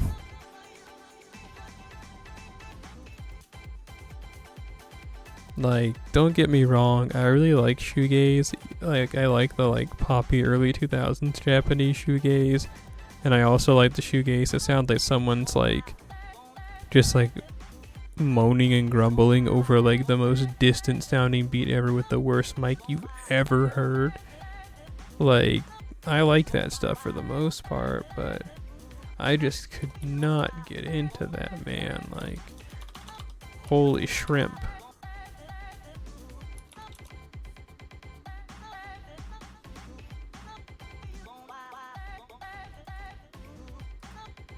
And again, that's the worst part. I actually wanted to get into it. Like, I still have their whole discography downloaded. It's like still on my desktop too.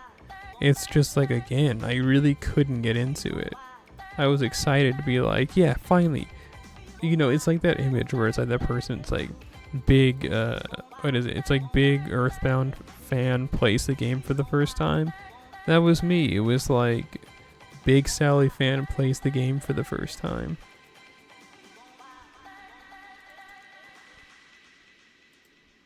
I know there's that one album they have that has what's her name on it? Wakasagi Hime, or Waggy Saggy as the Western fandom likes to call her. Here, we'll listen to that real quick. But like, I think this album's pretty good if memory serves.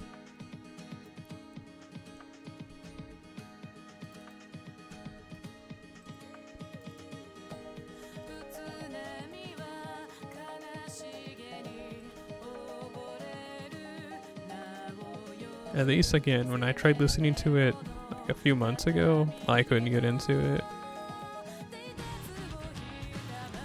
It just doesn't sound like what I remembered it to sound like.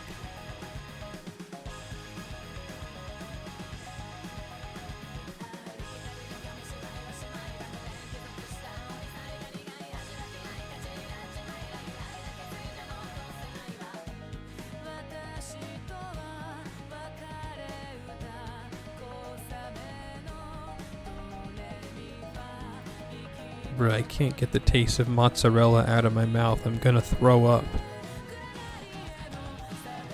Like, mozzarella cheese is cool because if you're lactose intolerant, it's really low in lactose, but it has such like a pungent taste. And like, I'm used to eating like feta, which doesn't have that strong of a taste, so I usually put a lot of it like in what I ate for dinner today, and like it became nothing but like I was eating, like it wasn't even that much, but like I guess it was enough to overpower the taste of everything else. Worst mistake in my life. Originally I was gonna make tofu for dinner, but I was like, I'm tired. I think I'll just make a couple eggs.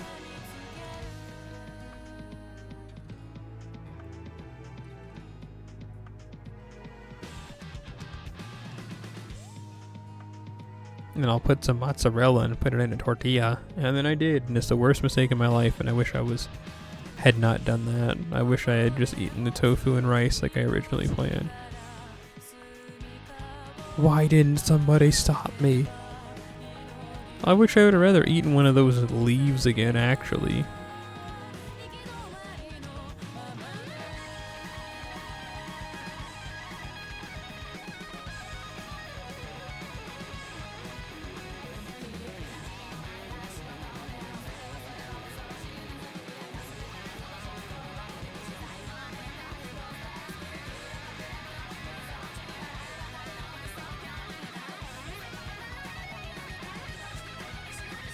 Yay!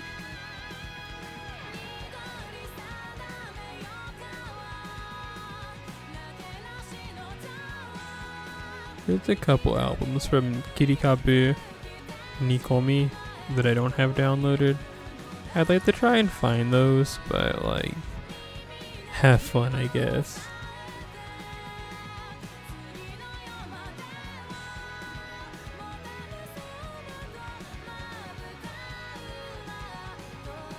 Maybe if I find them physically I can do it, but it was hard enough finding the couple of albums I have downloaded from them now.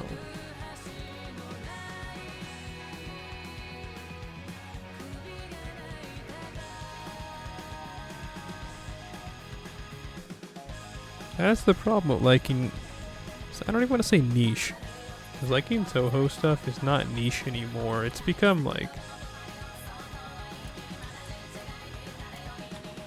it's like normal at this point.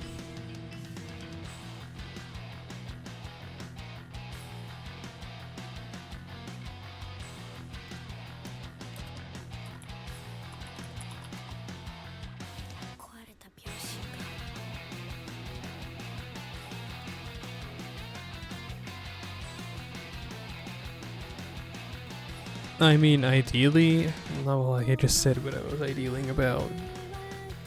If they had a booth, this would be like easy peasy. I'd just like go to their booth and buy it. Or even if they had a Melon Books. But of course they don't have any of those. They have a YouTube channel though.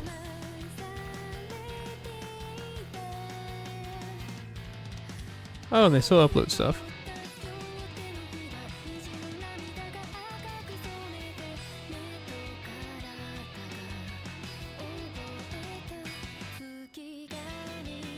This can't be the same person. This has to be like maybe just like their producer.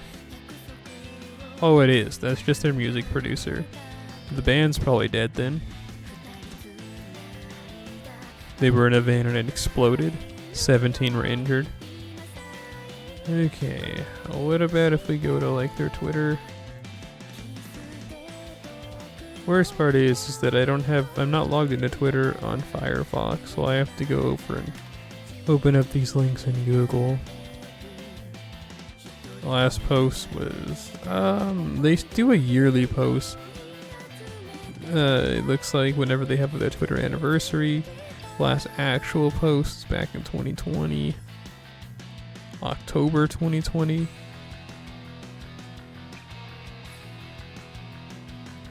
And they were selling Idologene.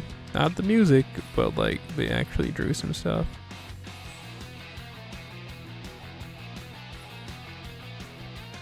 So a good hack that I've learned is that a lot of the times these bands, they do have stuff like a Melon Books. They just don't advertise it anywhere. So if you just like search the band's name plus Melon Books, you can usually find something with them. Or booth. And then that's how you find it. Or they'll have it on some like Evil Third website that's only accessible from like Singapore.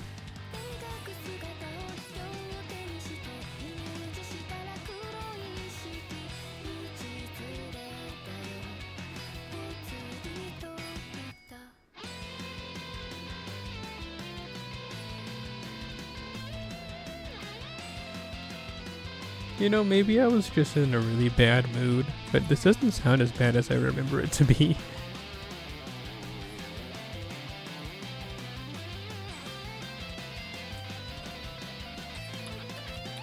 Let's see, let's check booth. Oh yeah, see, just that easy.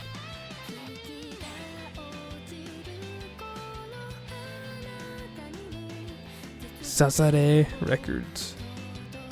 You have more of their stuff? No, they don't. Of course not. But they do have a couple of the albums that I'm missing.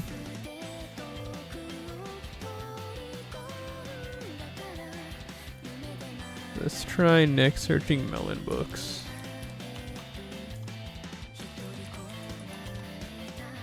Of course not.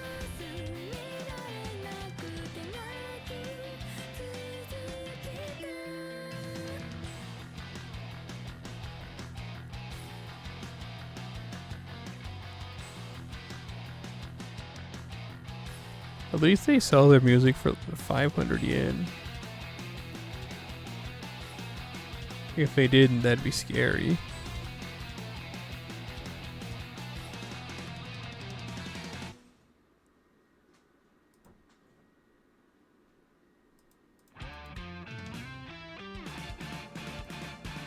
I guess I'll add this to like... There we go, cool. Omoide in my head though. It's a shame. I want to hear their PC 98 album. See, that's the worst part. 'Cause like a lot of the times with these bands, I would love to buy their products. It's like they just don't give you the ability to do so. It's like, please, I want to pay you for your work. Why won't you let me pay you for your work? Upload a digital copy. That's all it is. You have CDs. You made CDs and sold them. You have the raw material. It'll take you maybe 5 minutes to do so. And you know what? Best part? Best part, dog. Best part. Tap into this. Tap into this. Best part? You're gonna get money from ugly people like me. Like...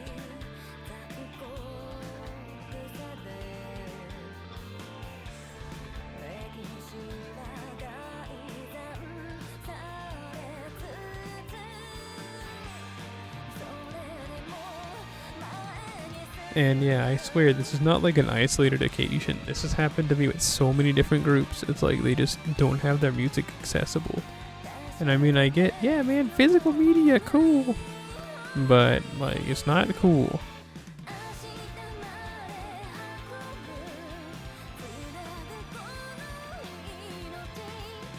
It's not cool unless I could buy it. And sure, these groups don't care about international fans, but like, you're kind of killing the ability for like new people to get into your music too. Even like within Japan, you know? Like, what if Tanaka-san just found out about the band today and they find out they're a huge fan and like they just want to like hear your sound? Like, you're depriving Tanaka-san of that. I don't know. I guess it's just the things that I think of because I'm a loser and should be killed. But like...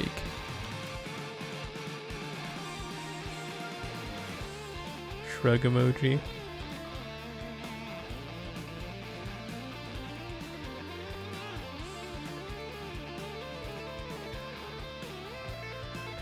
And then checking like Surugaya, all they have is the Kill la Kill CD, which is a cool one, but that's not the one I'm looking for. Whatever. Isn't it expensive for them to do international shipping? If I'm gonna be real with you, if it's just a CD, not really. I mean, given the current state of the world, yes. But like, if they wanted to, they could get you a CD for like $10, like shipping. And they could charge you like 20, and then that's still like whatever, I think. Like, sure, if they did it like as cheap as possible, it might not be the safest, but a CD, like just a CD, not expensive. Like, again, if you're just buying one CD, that's not too bad to ship over.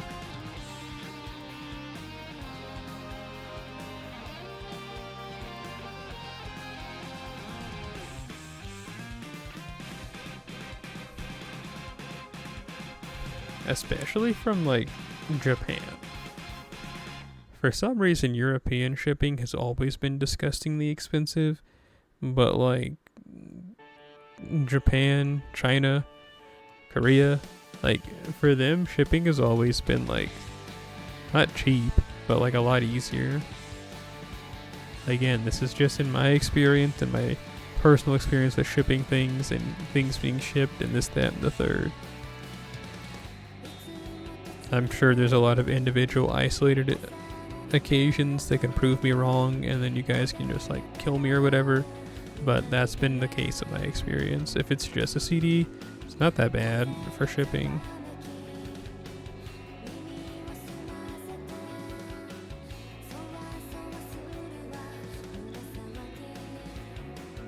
But that was before the world became terrible, so that's that.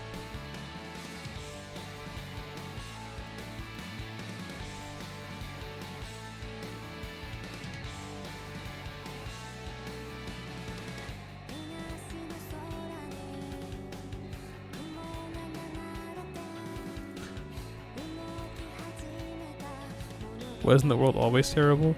I mean, yes, but the world wasn't terrible to the point where it was infringing upon my hobbies.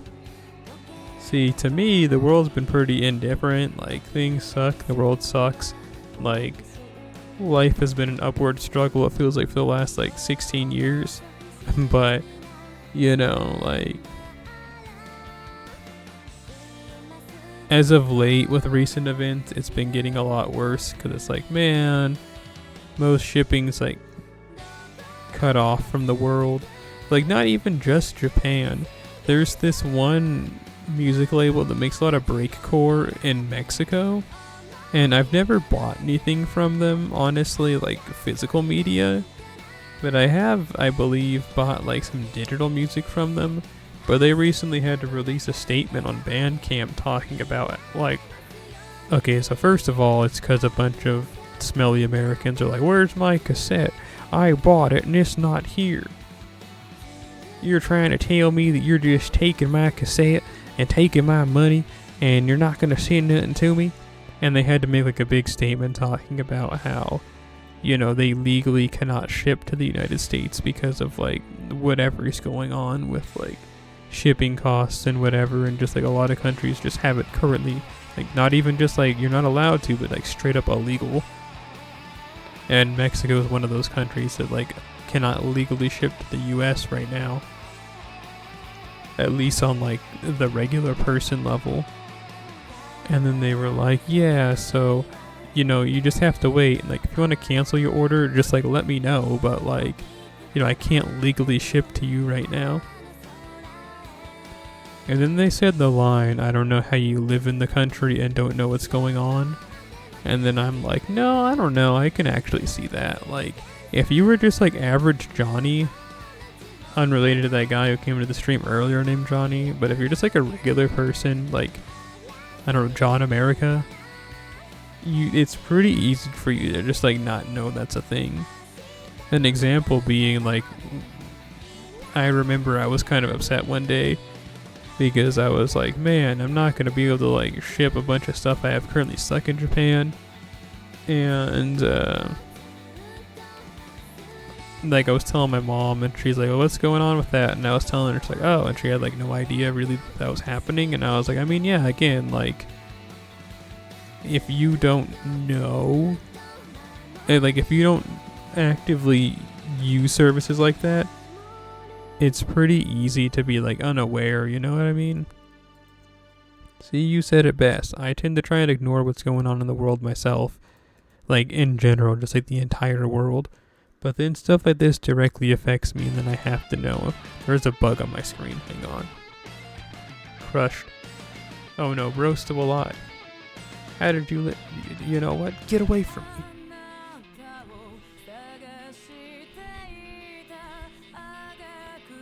Eat it, but that goes against my vegetarian diet. I wish that an anvil would have fallen on my head when I said that. But, yeah. My point being that, the guy made the post and was all how do you not know what's going on in your country? But, again, if you're not actively using services like that, it's really easy to just, not know what's going on. If something doesn't directly affect you, it's pretty easy to just, not know about it.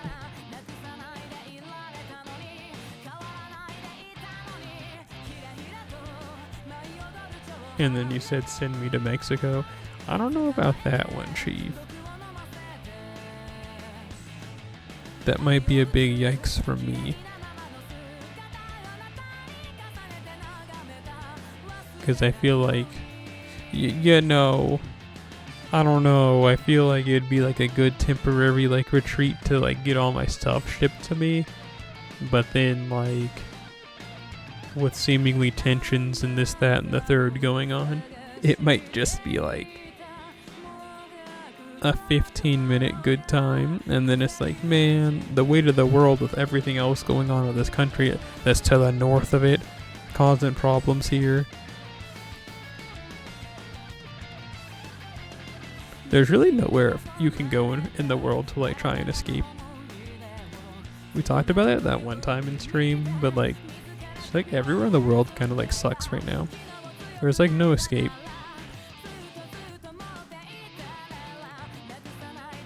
Like if you're trying to do something like you think it's like, I don't know, 1846, and you're gonna try and like start a new life in the new world, like that's not gonna work. Like those types of stories just like don't exist anymore.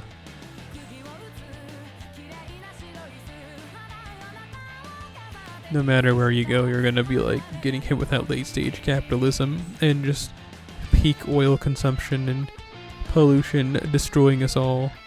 And this, that, and the third, like a whole grocery list of like why the world's smelly right now. Like you just can't win. I'm telling you, you might as well just pronounce the L in salmon because nothing matters anymore. We're all gonna die to like global superpowers seeking money. People seeking more money than the average person will ever see in their entire life.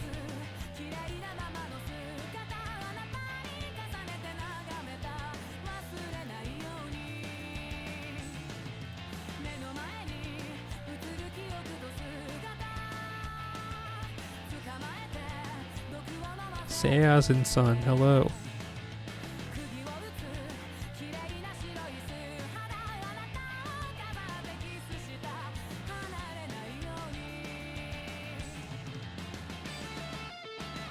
Honestly, Cyrano-san, I actually like full-heartedly agree. Like, I don't know, maybe if I could like... Something I always fantasized about when I was but a sapling was like having a syringe filled with like a temporary like coma inducing like serum and like injecting it. Like you have to like stick it in the back of your head and like you do that and then you're just like out for a certain amount of time. If I could do that, I would love to.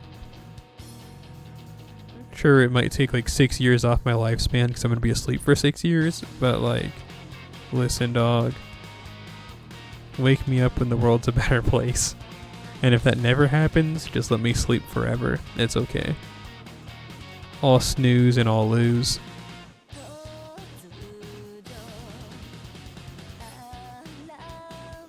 And you said your figures came today? That's cool. Did you lick the boxes or did you just smell them? You don't think it'll get better? I don't either.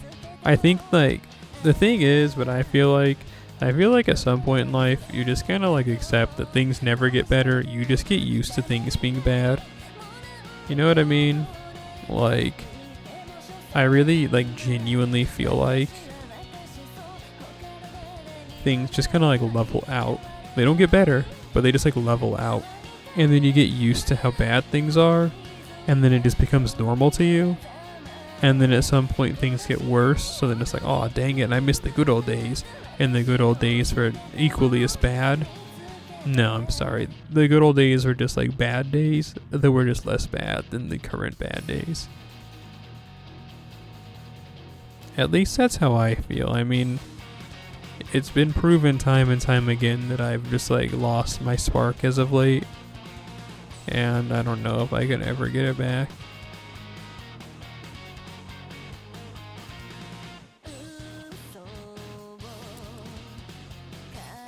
But who knows, who cares? I think if we all killed ourselves, that might do something. Like if there was no one left in the world, I think everything might fix itself.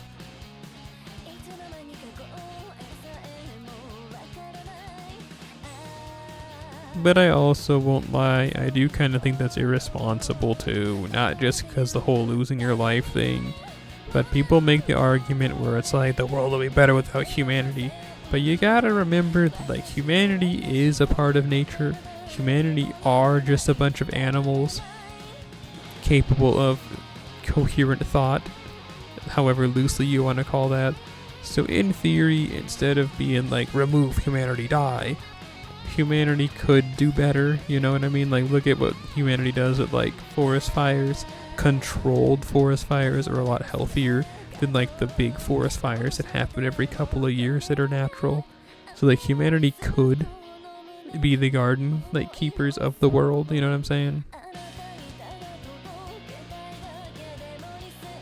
Like, humanity could effectively be what Omni-Man claimed the Viltrumites were, as, like, peacekeepers.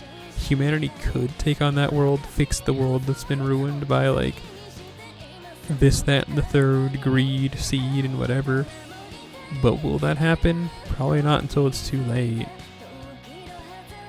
And then you said animals capable of doing horrors beyond comprehension. Yeah. It's true, man.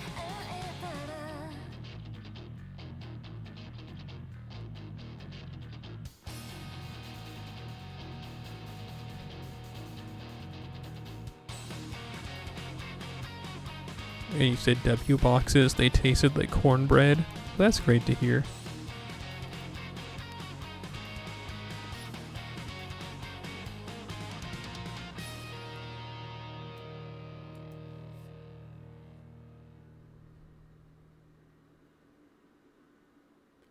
You might own too many figures now. Out of space? Or have you caught a case of, like, macroplastic?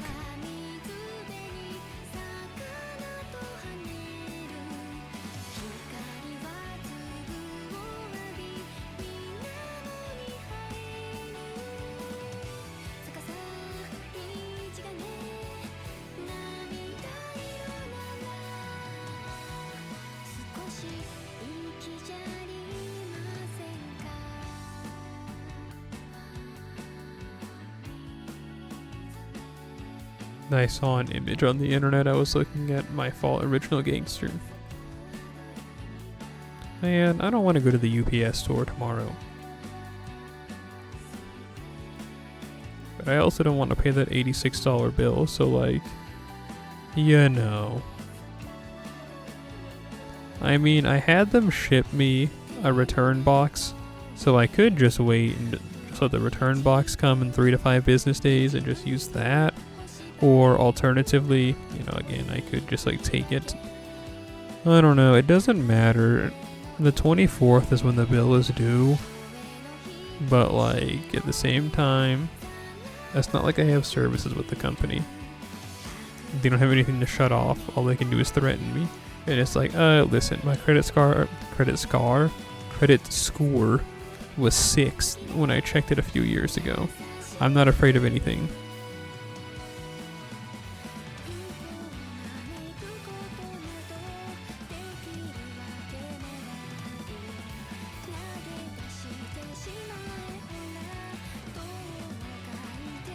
I hate to say it, but I'm, you know, in my I hope I get this job arc again. So, like, hopefully this second interview, hopefully for one, the dude responds to it.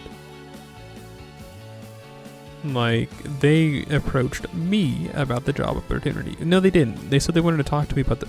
Okay, now hear me out. I did the interview. Bro sent me an email saying, I want to talk to you about the position. It'll take 10 to 15 minutes. Like... If that doesn't sound like just like a going over job responsibilities and seeing if I still want to do them, I don't know what is. However, I am a huge believer that if you go in there with overconfidence, arrogance, and this, that, and the third, you're setting yourself up for failure. Anytime that you ever think, oh, I've got it in the bag, oh, you think you got it, oh, you think you got it. But what makes this time any different? If you are ever confident that you are going to do this, that, or the third, I'm 100% sure it's not going to work out for you. This happened to me and other people billions of times. But then alternatively, I guess you shouldn't go through life like always thinking everything is not going to go right. I mean, I'm a big believer in, you know, expect the best, prepare for the worst. Like... I try to live by that, but poorly, honestly, if I'm being real with you. And I really think that if I'm banking on, unless I like show up for the interview like butt naked, I'm pretty sure that I have a good chance at this. Because again, the email says they want to discuss the position. It's not that it's going to be a second interview. Bro just said like, I want to discuss the position with you. To me, that sounds like I got the job. I just need to say yes to the offer that's like given to me. But it could very well just be a second interview, and then I'm gonna like drop the ball and get hit with a rock. That very well could just be what happens.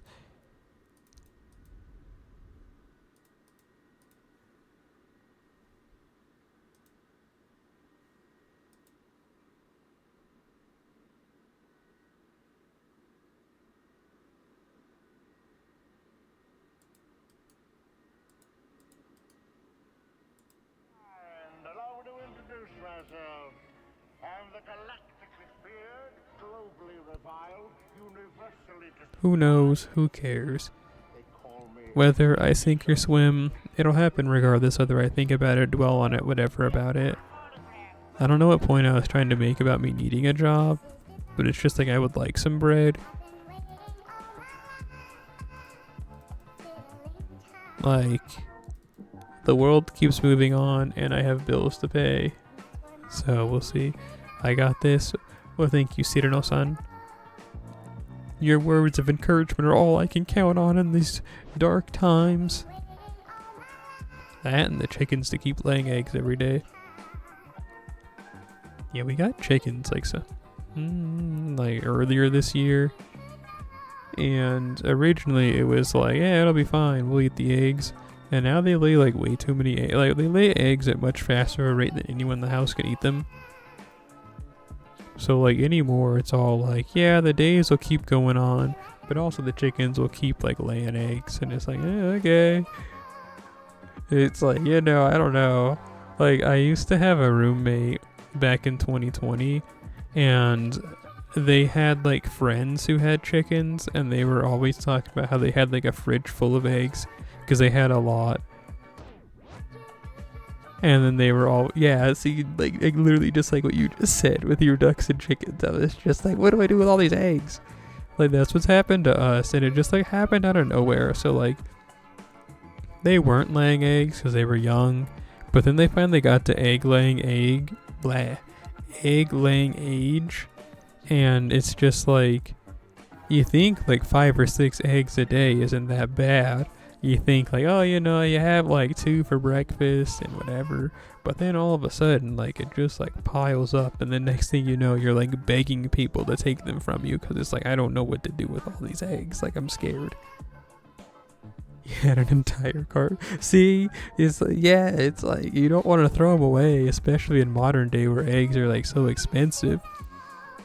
But it's all like, what do I do with all these eggs, dog? Like, it's like that old Vine where it's like when your friend works at McDonald's and like they're putting a bunch of extra food in it, and the guy's like, I only wanted 1 burger.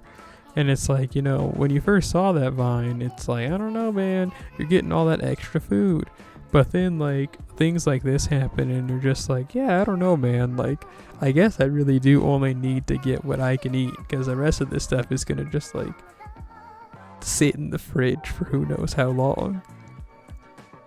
It's like if the chickens could just like take a break, maybe take a week off, take a breather, it might not be so bad. Can't hold all these eggs, meme guy. I don't know if I know what you're talking about. I kind of thought about that image of that kid who's in that room and they're like crying, and that there's like a bunch of bread coming out of the wall.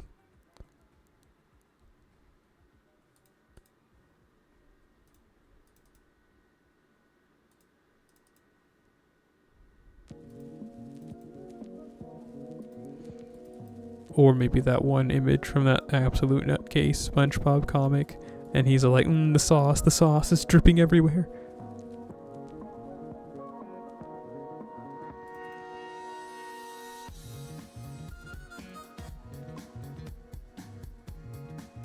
Oh, and you said it's like that episode of SpongeBob with the walls full of diapers with eggs. Yeah, that one. You're right, that too.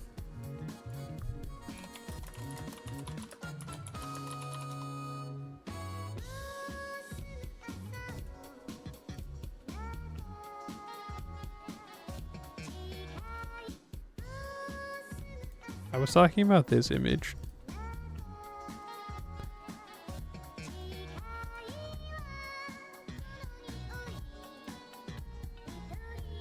You read it. Listen, I just wanted the image of the kid in the bread room. Whatever. This is what it's like.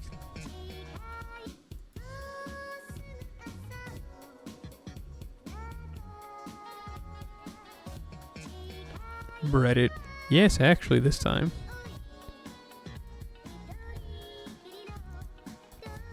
Apparently that is actually a screenshot, I found out. It's not just like some funny image or something, but it's a screenshot of like a direct to DVD movie about some kid that gets like food superpowers.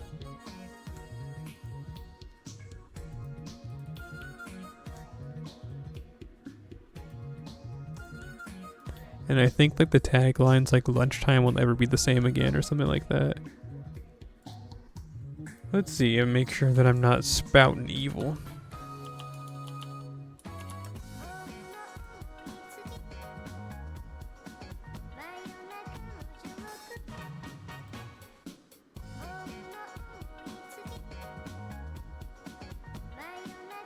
Yeah, it's a movie called Food Boy, I guess.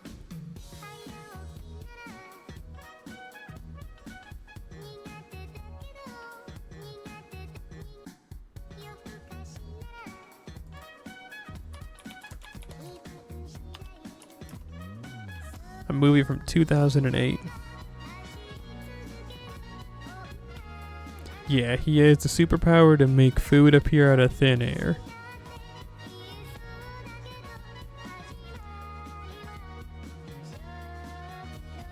Okay, he's a one boy food fight. It's like the tagline for the movie. Well, anyway, that's that. I've never seen the movie before. I just always thought it was like some like funny image of someone messing up like the bread machine, and then I found that it was from like a movie, and I kind of lost all respect for it. But hey, you know what I mean? I'd rather be on my computer than doing just about anything. It's really cool. The internet gave us a whole world of exciting new possibilities. So I guess this is a story of how it changed our lives. Maybe it will yours too. I used to really like this album, but I'm not feeling this. I even own it on cassette. I think I got it signed by the guy. Like, this is Godzilla Got Busy, I think is what it's called. Let me check. Yeah, this is, well, specifically this one's Godzilla Got Remastered is the name of it. And when it first got released, I was like super excited because the original album, Godzilla Got Busy, is a really good, at least I thought it was, a really good album. And they were like, hey man, first 10 people to get a copy, I'll send it to you signed. And you know I was in that. I was in that. I was in that joint, like my name was Bill Clinton. Like I was just like on that dog. But I think since the times that I've moved a lot in the last 5 years. And I'm pretty sure that the cassette case has broke, but it still has the signature on it. And, you know, I've realized something. A lot of my stuff has broken recently. Because, you know, like, I've had to move my stuff a lot, like, this year alone as well. So I've had a lot of stuff break recently. And it's upsetting. But I also think about it, and it's like, I don't plan to sell it. Like, you know what I'm saying? Like, I don't plan to sell any of my stuff. So just because it's, like, cracked and broken, or, like, some of my plushies have been, like, smashed. Like I have a Fumo of Aiki Shiki, and I'm sorry, Shiki Aiki. I used Japanese pronunciation but said her name like it was like first name last name. Anyway, I have a plushie of her, a Fumo, and like I recently found it because I was like, I wonder where it's at. And then like her hat's all messed up and part of her clothes are messed up. And it's not just like little things that could be fixed. Like I would actually probably need to take it to someone who like knows how to do fabric for dolls and stuff. And I was kind of upset about it, but then I also thought about it and I'm like, though, like just because Aki's been damaged doesn't mean that like I was never gonna sell her. Like no one is ever gonna come and like take a look at my collection and be like, oh yeah, cool celery, like you're awesome. Like I don't really collect stuff to like do that. So like, you know what I'm saying? If it's just for me and it looks mostly okay still, I guess it doesn't matter. At least that's what I tell myself.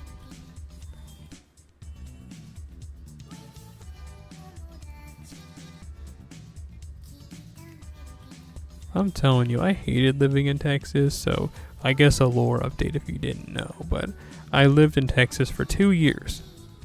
I moved there because I had friends that lived there and I thought it'd be a nice change of pace. Worst mistake I've ever made in my entire life. At least of that year. But like, while I hated living there, I really, especially lately, have been thinking that I probably should have never moved back to the home state. Just because of like my bad luck I've been having like with like employment and a bunch of my stuff breaking and like effectively losing that entire friend group that I used to have back then. Like all that stuff, I kind of think I also kind of gave up like the independence I had built up for the years and gone back to effectively being a NEET. Which, again, that part's not that big of a deal. I like being a NEET. I was even a NEET when I was living alone in the state. Like, I spent like 2 years just being a NEET. I had to like get back to my roots after being employed for a bit.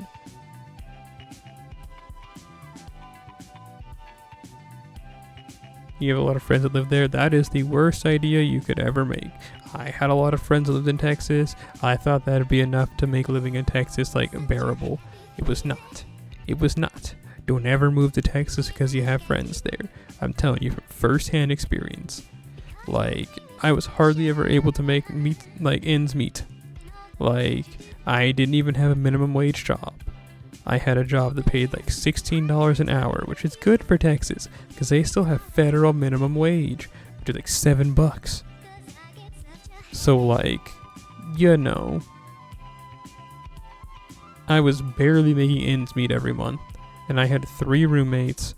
Also that, Texas weather sucks. Might just be a me thing, but my allergies are like the worst they've ever been ever. That was also not, like I'd wake up sometimes that I like wasn't breathing anymore. I have to like sit up and like shoot out a bunch of mucus. Again, that might just have been a me thing. You might be like a naturally functioning individual. You have bad allergies too, then yeah, I'd say especially probably not want to go there. But yeah, it was like bad.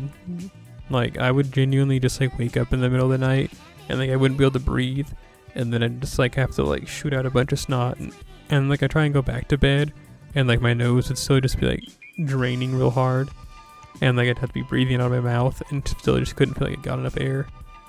Again, could have just been a me thing, maybe it won't affect you. And like everything is cheaper, sure, than if you were in another state, but you gotta remember you're getting paid less. So like while it's cheaper if you're like from out of Texas, when you live there, it doesn't make any difference at all, dog. Like sweet, gas is a bit cheaper, but so is the wage you're receiving. So like it kind of evens itself out. I don't know. Also like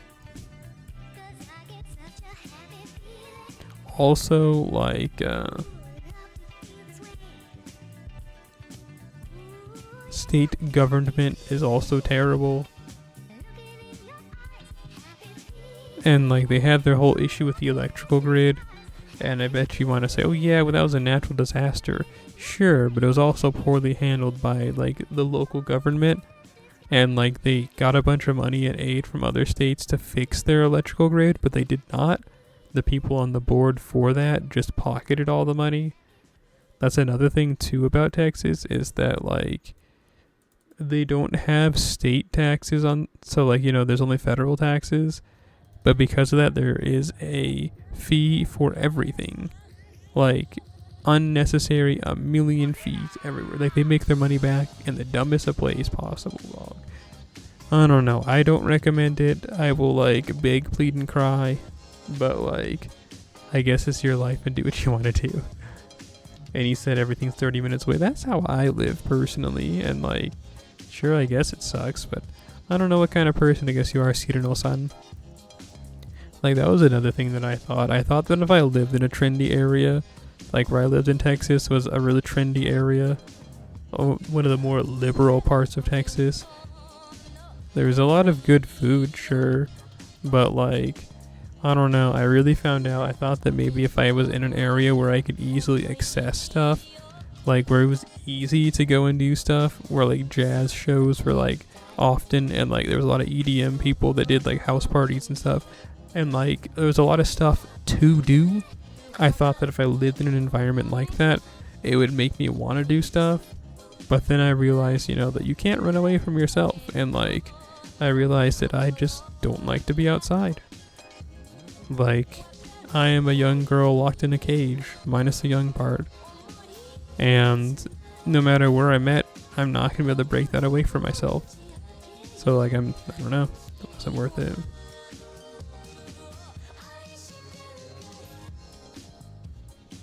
Then again, maybe you're like super extreme when you love to party, but that was my thought. I was hoping that like being in an environment where that was easier to do stuff, I'd want to do stuff, but I usually just felt horrible whenever I try and do something.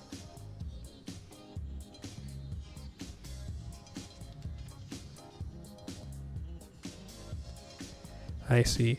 Well, I mean, hey.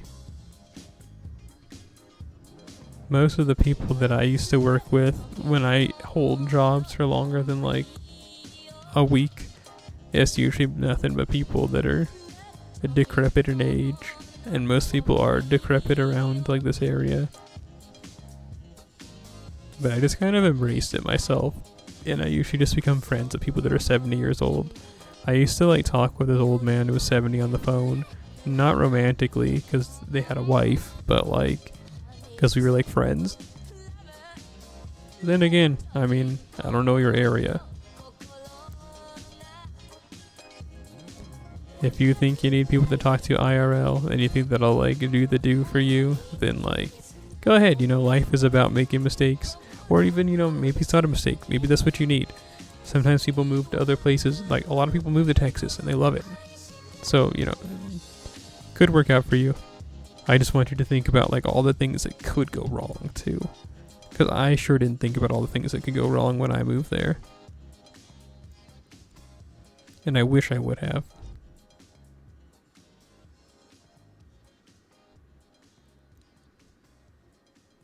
But you know what? I probably still would have moved there because I got a lot of experience in the customer service field. Yes, sir. Climbing the corporate ladder.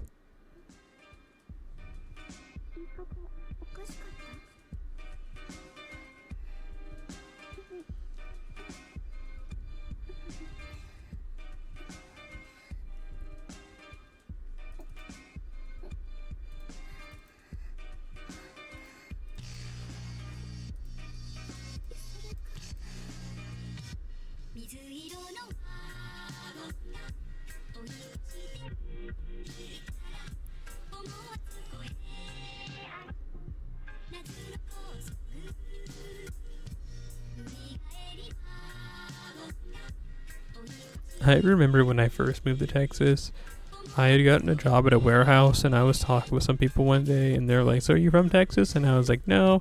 I was like, "I moved here because I have some friends here." And they're like, "Oh, so you're one of those people." And I was like, "What?" And like, "Well, everyone moves here because they have friends, or everyone moves here because they think that it's cheaper, or whatever. And I was like, "Oh, I guess my fault, OG. You asked the question. I'm sorry I gave you the answer you didn't want to hear." Don't ask questions you don't want the answers to. You know what I mean?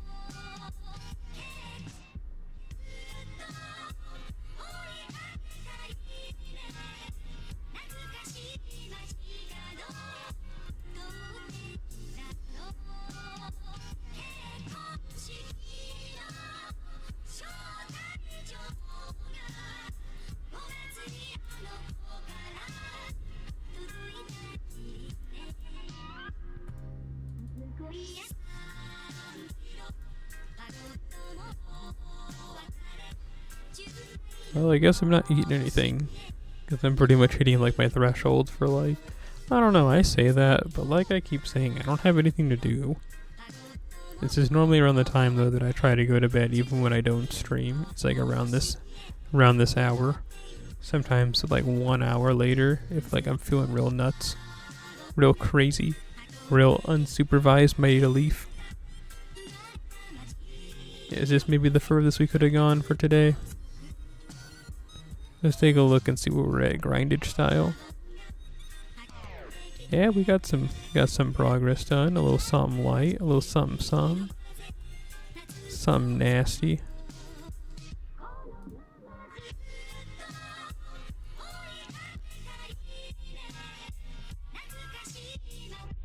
We need 100 more koalas though to get the rest of that. We can start picking off some of this too.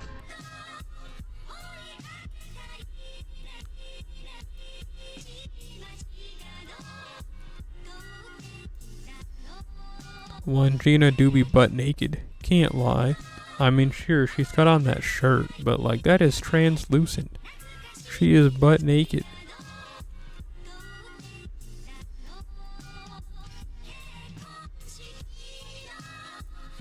Does anyone even like One Gina? Like, I don't think that she's like a bad character or anything. She's like a nice girl. It's just like no one seems to really care about her.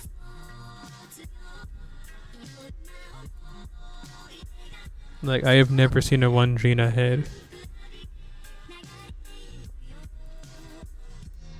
And if you do see a One Gina head, they are clearly a liar. Like, they are just saying they are, just so they can be different. And, you know, like the whole, like, I'm not like everyone else. I'm a One Gina head. Like, that is literally what they are. Like, I don't know why she doesn't stand out. She's got, like, a real, like personality-wise, she's just like a motivated, nice girl. But I guess we just don't care about motivated, nice girls anymore. See, I actually have her over on this server. Well, actually, I could just leave it on that one. Hang on. We'll just leave it on this. We'll just change the filter to 49. See? Personally, I like this skin of hers, but then she has this ascension where she's butt naked, except for her translucent dress, and it's like, why even wear that? It's like Jake from Adventure Time, and he's like, I wear pants made of spider webs spun by pixies, and you know, and it was like paper thin, clear pants. But then her last ascension, she's got those balls, and also is wearing like a bra.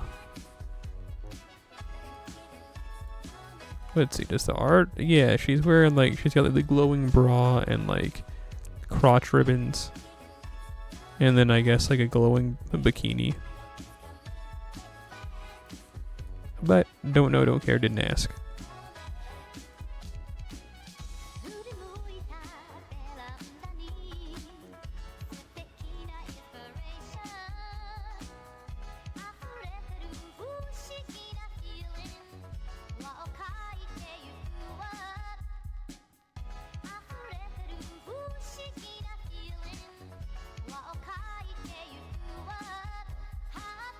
A bunch of crabs.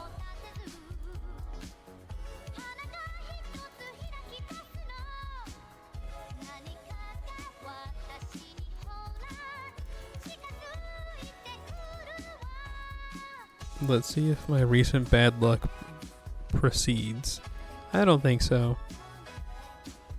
Yay!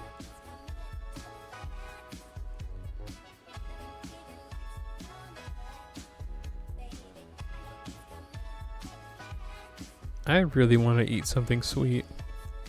Like, I don't know. Ever since I ate that egg and like mozzarella, like a burrito I tried to make, I really need like a palate cleanser. But it's kind of too late for that. I also want to try and cut sweets out of my diet, much to my own chagrin. I bet you're thinking, well, why do it then? It's like, I don't know. I'm trying, you know, not to gain unnecessary weight. And I bet you think it would just work out. It's like, yeah, but I don't want to do that. The most you get out of me is my run. I'm going to make running more of a commitment. And I bet you're thinking everyone says that. Well, see, the thing is, I actually like running. I just have hip problems, so I can't really run as often as I want to. Which then has led to me not running for the last, couple of months. But I'm going to change that. This thought. I am a slave to The booty.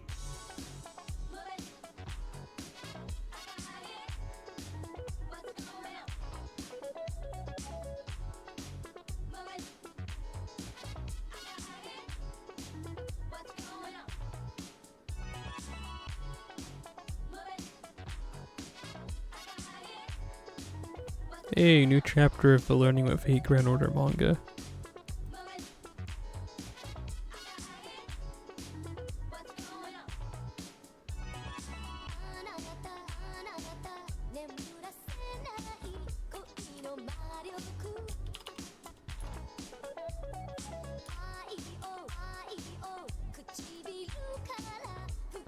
Let's see here, take it to the top. Chapter 422.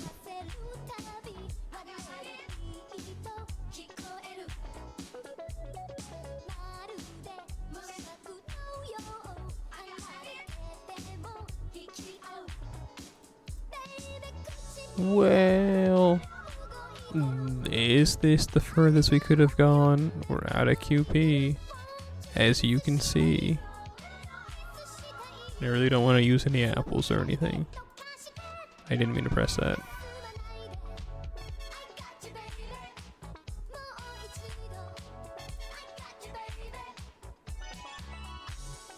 I thought I felt a bug on my arm. I was about to freak out. But luckily, there was not a bug on my arm. So no need to freak out, guys. Isn't that great? Why would I do that? What's a cake instead of the real thing? Those classes are packed with hotties looking to brush up on their domestic skills. Oh. Well, I'm gonna take it to another dimension entirely, baby. Huh? From now on, the only girls I'm going after are the 2D kind. How much is left on this album? We're on track 8 of 13. Spiders constantly dangling in front of you. Yeah, it sounds pretty terrible. I'll be real.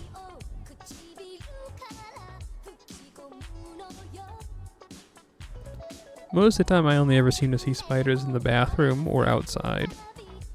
It's like every other insect known to man harasses me, especially flies. I don't know what it is. Fruit flies, any type of fly seems to go after me. I like to think it's because I must smell fruity or something, but I'm sure that you can make some other evil argument.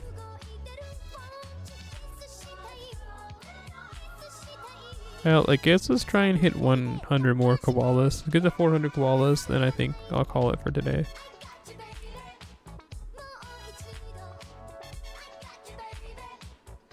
Inside in your closet. Oh, you mean like that episode of Adventure Time at Marceline's closet? When that spider crawled in through the wall?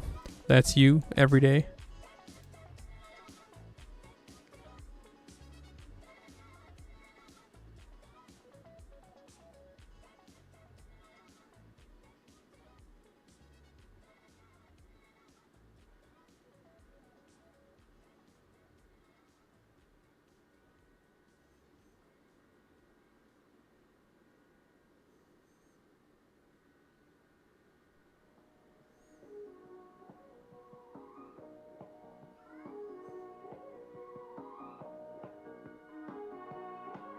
Sorry, I was reading that manga.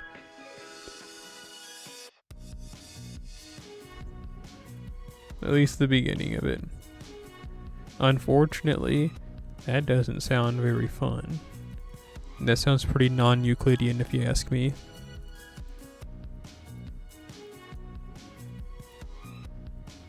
Do you think if you put some mothballs in there, it'll scare off the moths? And the spiders are eating the moths? So without the moths, they'll have to go elsewhere for food?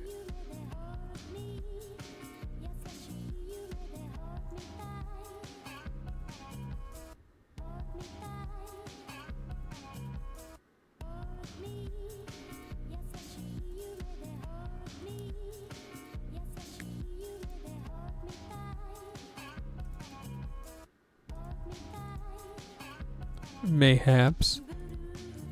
May chance. Squidward. But I'm not even sure my papa will let me have a boyfriend yet. Well, don't worry about that. Your dad sent me here. Hey, Goku. To help you find Master And Roshi Chi-Chi. so we can borrow the band show fan. Really? That's so sweet of you. Well, hop on to my flying Nimbus, because we really should get going. You mean I can actually ride on this thing without falling? How romantic.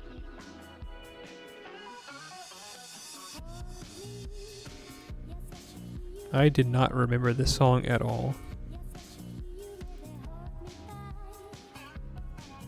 My first exposure to Dragon Ball was watching. There was some on. It was actual, like, not Dragon Ball Z, but like Dragon Ball. I watched like the first 13 episodes of it because that was on, like. I don't want to say what medium I watched it on, but it was physical media. I'm not old. I'm not old. But anyway, I watched some of that, and then I was like, that was pretty cool. And then the last episode was when Goku gets his tail cut off for the first time, and like he's going back to Master Roshi's to train. And then I was always like, well, that kind of sucks that that's like all the show I get to see. Like, I don't know. I feel like there's probably more. And that was like it. Like, that was that.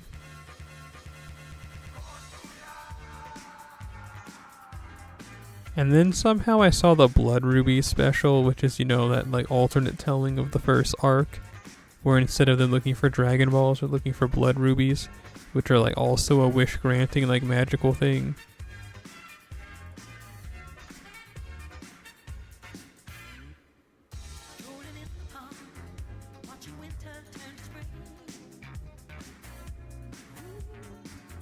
Admittedly, it's not a really good movie because it's just like the first arc super condensed. But I don't know, I guess it was like I was eating crumbs back then, man.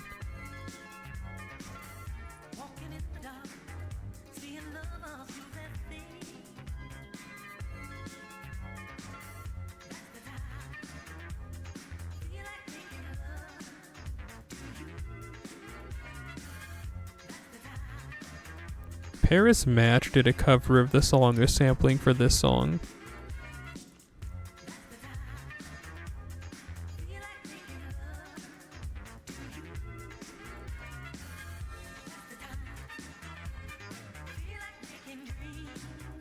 I'm a pretty big fan of Paris Match. Recently, I was watching a music video of theirs, and they recently uploaded something new because they're going on tour again. And like I saw them and I thought, holy smokes, they've aged. Which, I mean, makes sense. They've been making music since the 90s. So like, it only makes sense that after 30 years, you know, I don't care who you are, unless I guess you're like getting the super surgeries to make yourself plastic and look young forever. Like, Father Time's gonna be getting their hands on you and like groping you up. But you know what I'm saying? I was just surprised because on all their album covers, even ones from a few years ago, it's gonna sound really mean, but they look like a lot younger. But like seeing them getting ready for like their live stage performance, I was like, holy smokes, like you guys are a band that have been making music for like 30 years. You look the part. I'm so sorry, Paris Match. You guys are one of my favorite bands, but like it really surprised me to see you guys in modern day.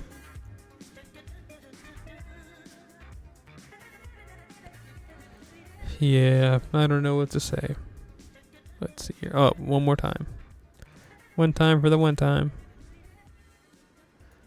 Yeah, which I guess is 2 times for the 2 time.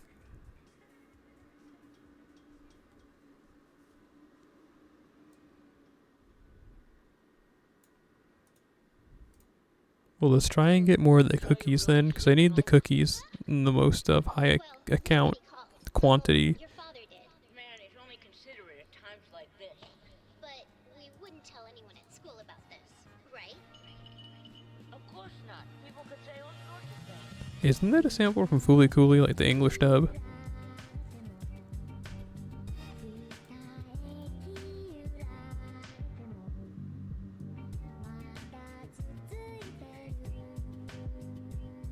You think so? Yeah, it's from when, like, the class president, when she was, like, hanging out with him that one episode where, like, and Naoto had, like, the, like, cat ears.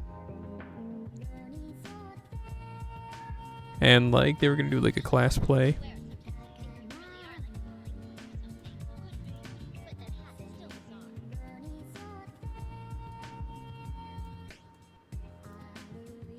Okay, don't no one have that C maximum broken? I'll just take any at this point, please. Oh my goodness.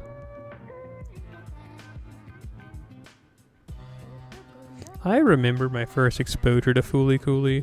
I was telling my mom about it the other day because I recently downloaded all of it because we were going to do a movie night where we are going to watch it, which we're still going to do at some point. It'll probably be sometime in the next couple of days. But we're probably not going to play this game, or if we do, it'll be this, then Elden Ring. Anyway, my point being, I was talking about it because I remember when I was first exposed to it, like, I was out and about with my mother, and this was like 2003, and we were like, let's go see what your uncle's up to. So we went and we visited my uncle, and we were like, what's good? And then he was like, I was watching this anime, it's really weird. And then it was Fooly Cooly, and of course, you know, when you say that, you're going to show people, like, the weirdest scenes. And what we were shown was specifically, like, the scene of, like, Kanti getting pulled out of, like, Naoto's forehead. And, you know, and that's, like, all that we were shown. He's like, yes, it's weird, right? And it was like, yeah, it's pretty strange. Then I brought this up with my mom recently, because like, do you remember that at all? And of course she didn't, but I was like, it's whatever.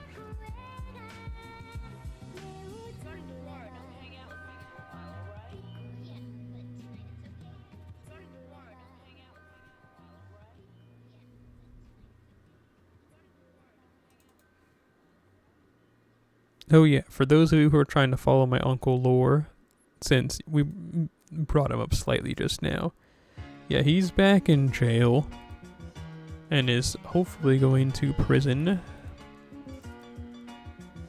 but we'll see. We'll see. And I bet you're thinking, that sounds mean to say hopefully, but like, bro is a danger to the community and himself. What happened? The cycle of life, death, and reincarnation.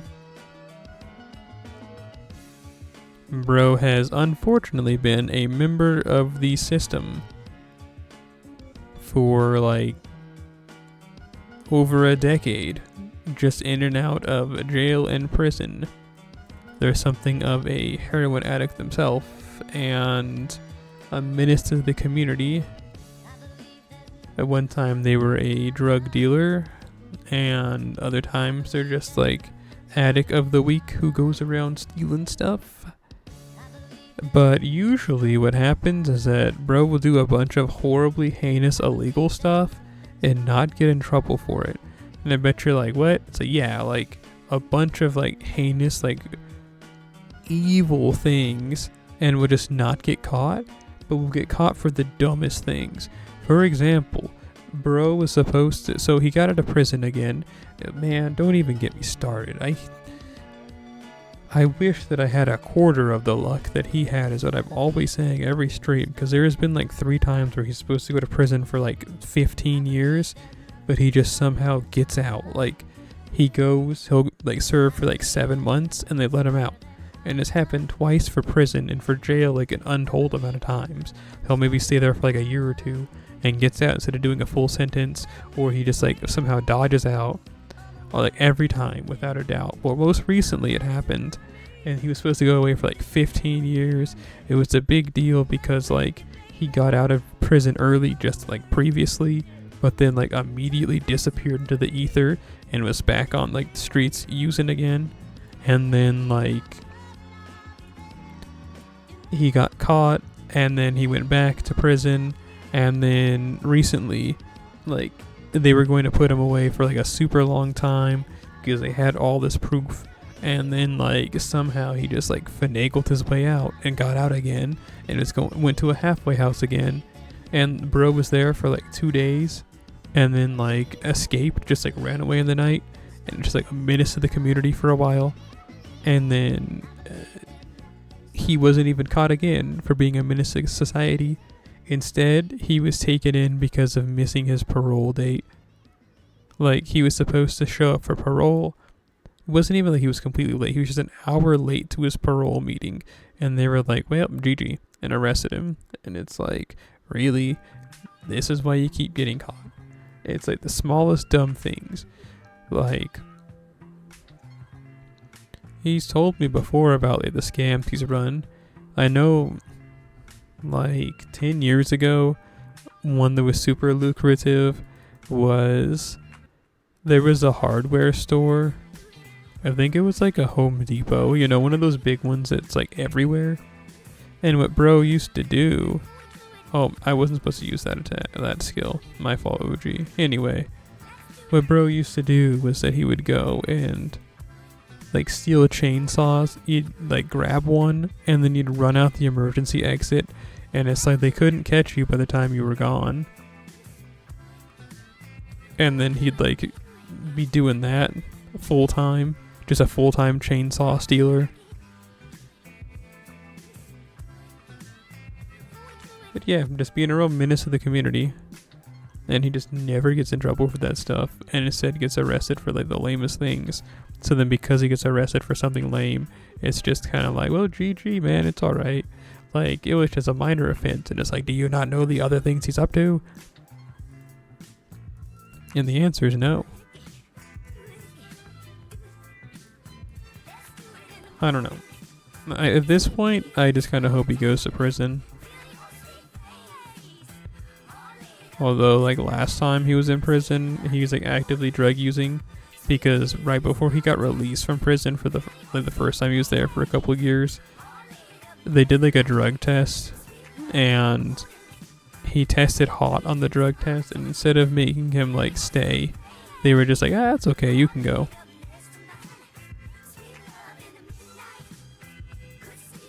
I'm telling you, bro just has like disgusting luck. And it's upsetting. It's like, you have all this good luck, go play the lottery or something.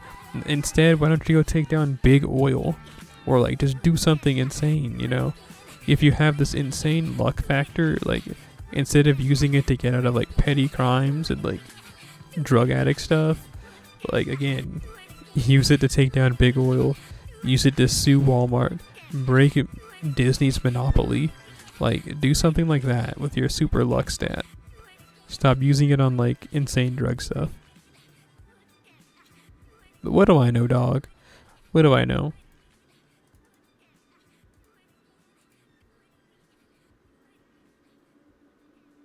High luck, low infill. Yeah, that one.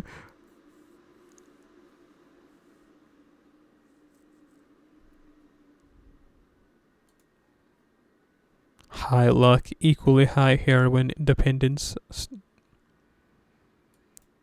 Oh, we need 800 koalas? No, I know, I'm sorry. It's just 400. Those are 200 a pop. High luck, equally high heroin dependence build. I don't know, man. That's why I'm saying that, like, at least if he's in prison, the only person he can hurt really is himself and other inmates. So, like, that's why I think it's best for him to kind of be behind there. Hate to say it, but it's like, yeah, it's true. Like, at least he can't steal chainsaws from Home Depot.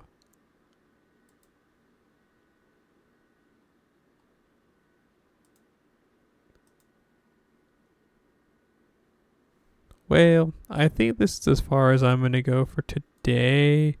We still have a lot of grinding I need to do for this. Like, in theory, I could definitely probably get it done in like 3 hours.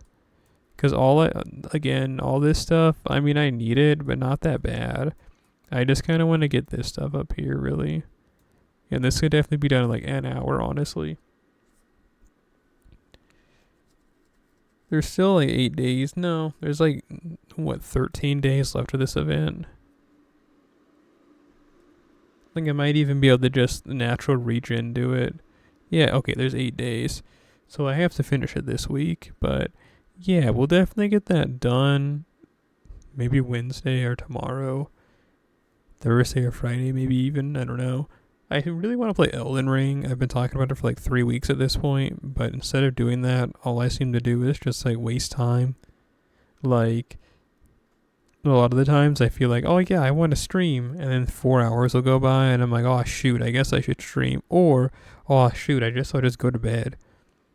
So yeah, I'm trying to break out of that, which, like I said earlier, I'm making strides to like get myself back on track, pull myself out of this funk I've been stuck in. So yeah, Night Rain Battle Royale. No, I haven't had a bag to get the game, has been my whole thing. Like, that's it. I haven't had a bag to buy the game. And also, I guess I'm kind of like a loser because, like, it sounds like it's like content's being added, like, slowly. And I'd kind of like to wait until they're, like, done adding content. So it's like a finished game. Another thing on top of that, too, is that, like, I'll just wait until they, so, you know, they have with that super special edition box, and I have the one for the base game and Shadow of the Erd Tree. Cool thing is, though, is that Shadow of the Erd Tree, I got it when it was like 70% off. So I kind of just want to wait until the special edition box is 70% off for Night Rain, because it's coming, because they still have those in stock that you can get on the Bandai Namco website. So just wait until, like, Black Friday, and it's going to be 70% off, just like they keep doing with, like, the DLC. They're practically giving it away. It was retailed $249. They're selling it on the Bandai Namco website for $70. Like, the last sale, at least, they had was $70 they were selling it for. So I kind of just want to wait until the special edition box is on sale again, or excuse me, when it goes on sale for the first time.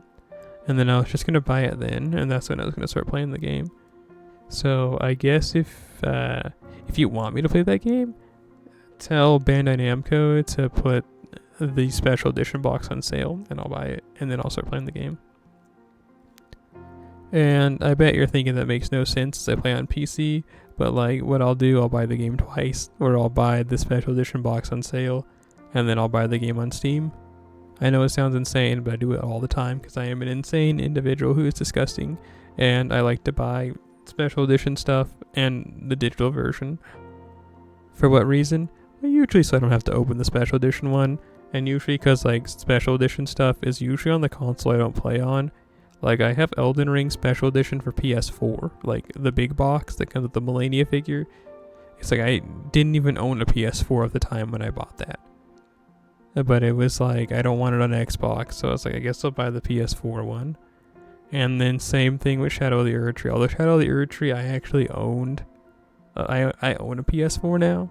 So, like, you know, that's that. And then Night Rain, when that comes out, I'll buy the PS4 box. And then, you know, we'll be like smiling and laughing, and that'll be that. Actually insane. It's true.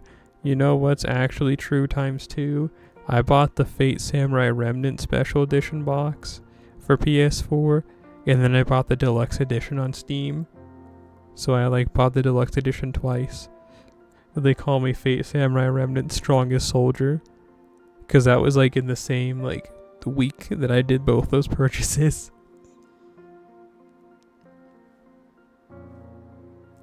I will inflate the numbers, man. That's a good game.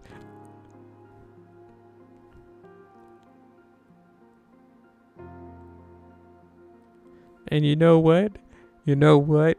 It's like, the best part is, I don't even like gain anything from it. It's not like anyone's gonna see my collection and be like, man, Celery, you're cool. It's not like I'm a big streamer that can make like a funny YouTube video and be like, I bought 50 copies of Elden Ring Night Rain. You know what I mean?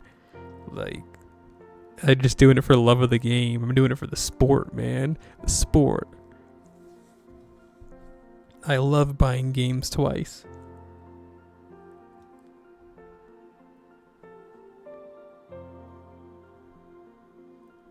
Burning money for the love of it. You know it, baby. They call me financially irresponsible. See, you actually spell celery as financially irresponsible. You just read it as celery, you know what I mean? It's kind of like kanji, how you can like read it any other way that you want practically. It's like that. You write financially irresponsible, but it's read as celery.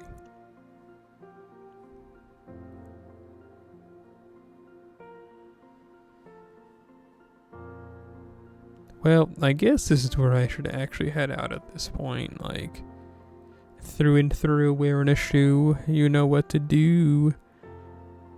As per usual, I thank you for coming through. Salute the sun, have some fun. Triple time over a heart hand emoji just like this. Once I'm done burning money on copies of games times like 7, I'm gonna get us some more emojis for the channel. I got like 4 or 5 like planned out, but we'll see when I finally have some bread to do that. But yeah, here you go. Hand heart emoji as usual. Thank you for coming through. Salute the sun, have some fun. See you later, alligators, and after a while, you crocodiles.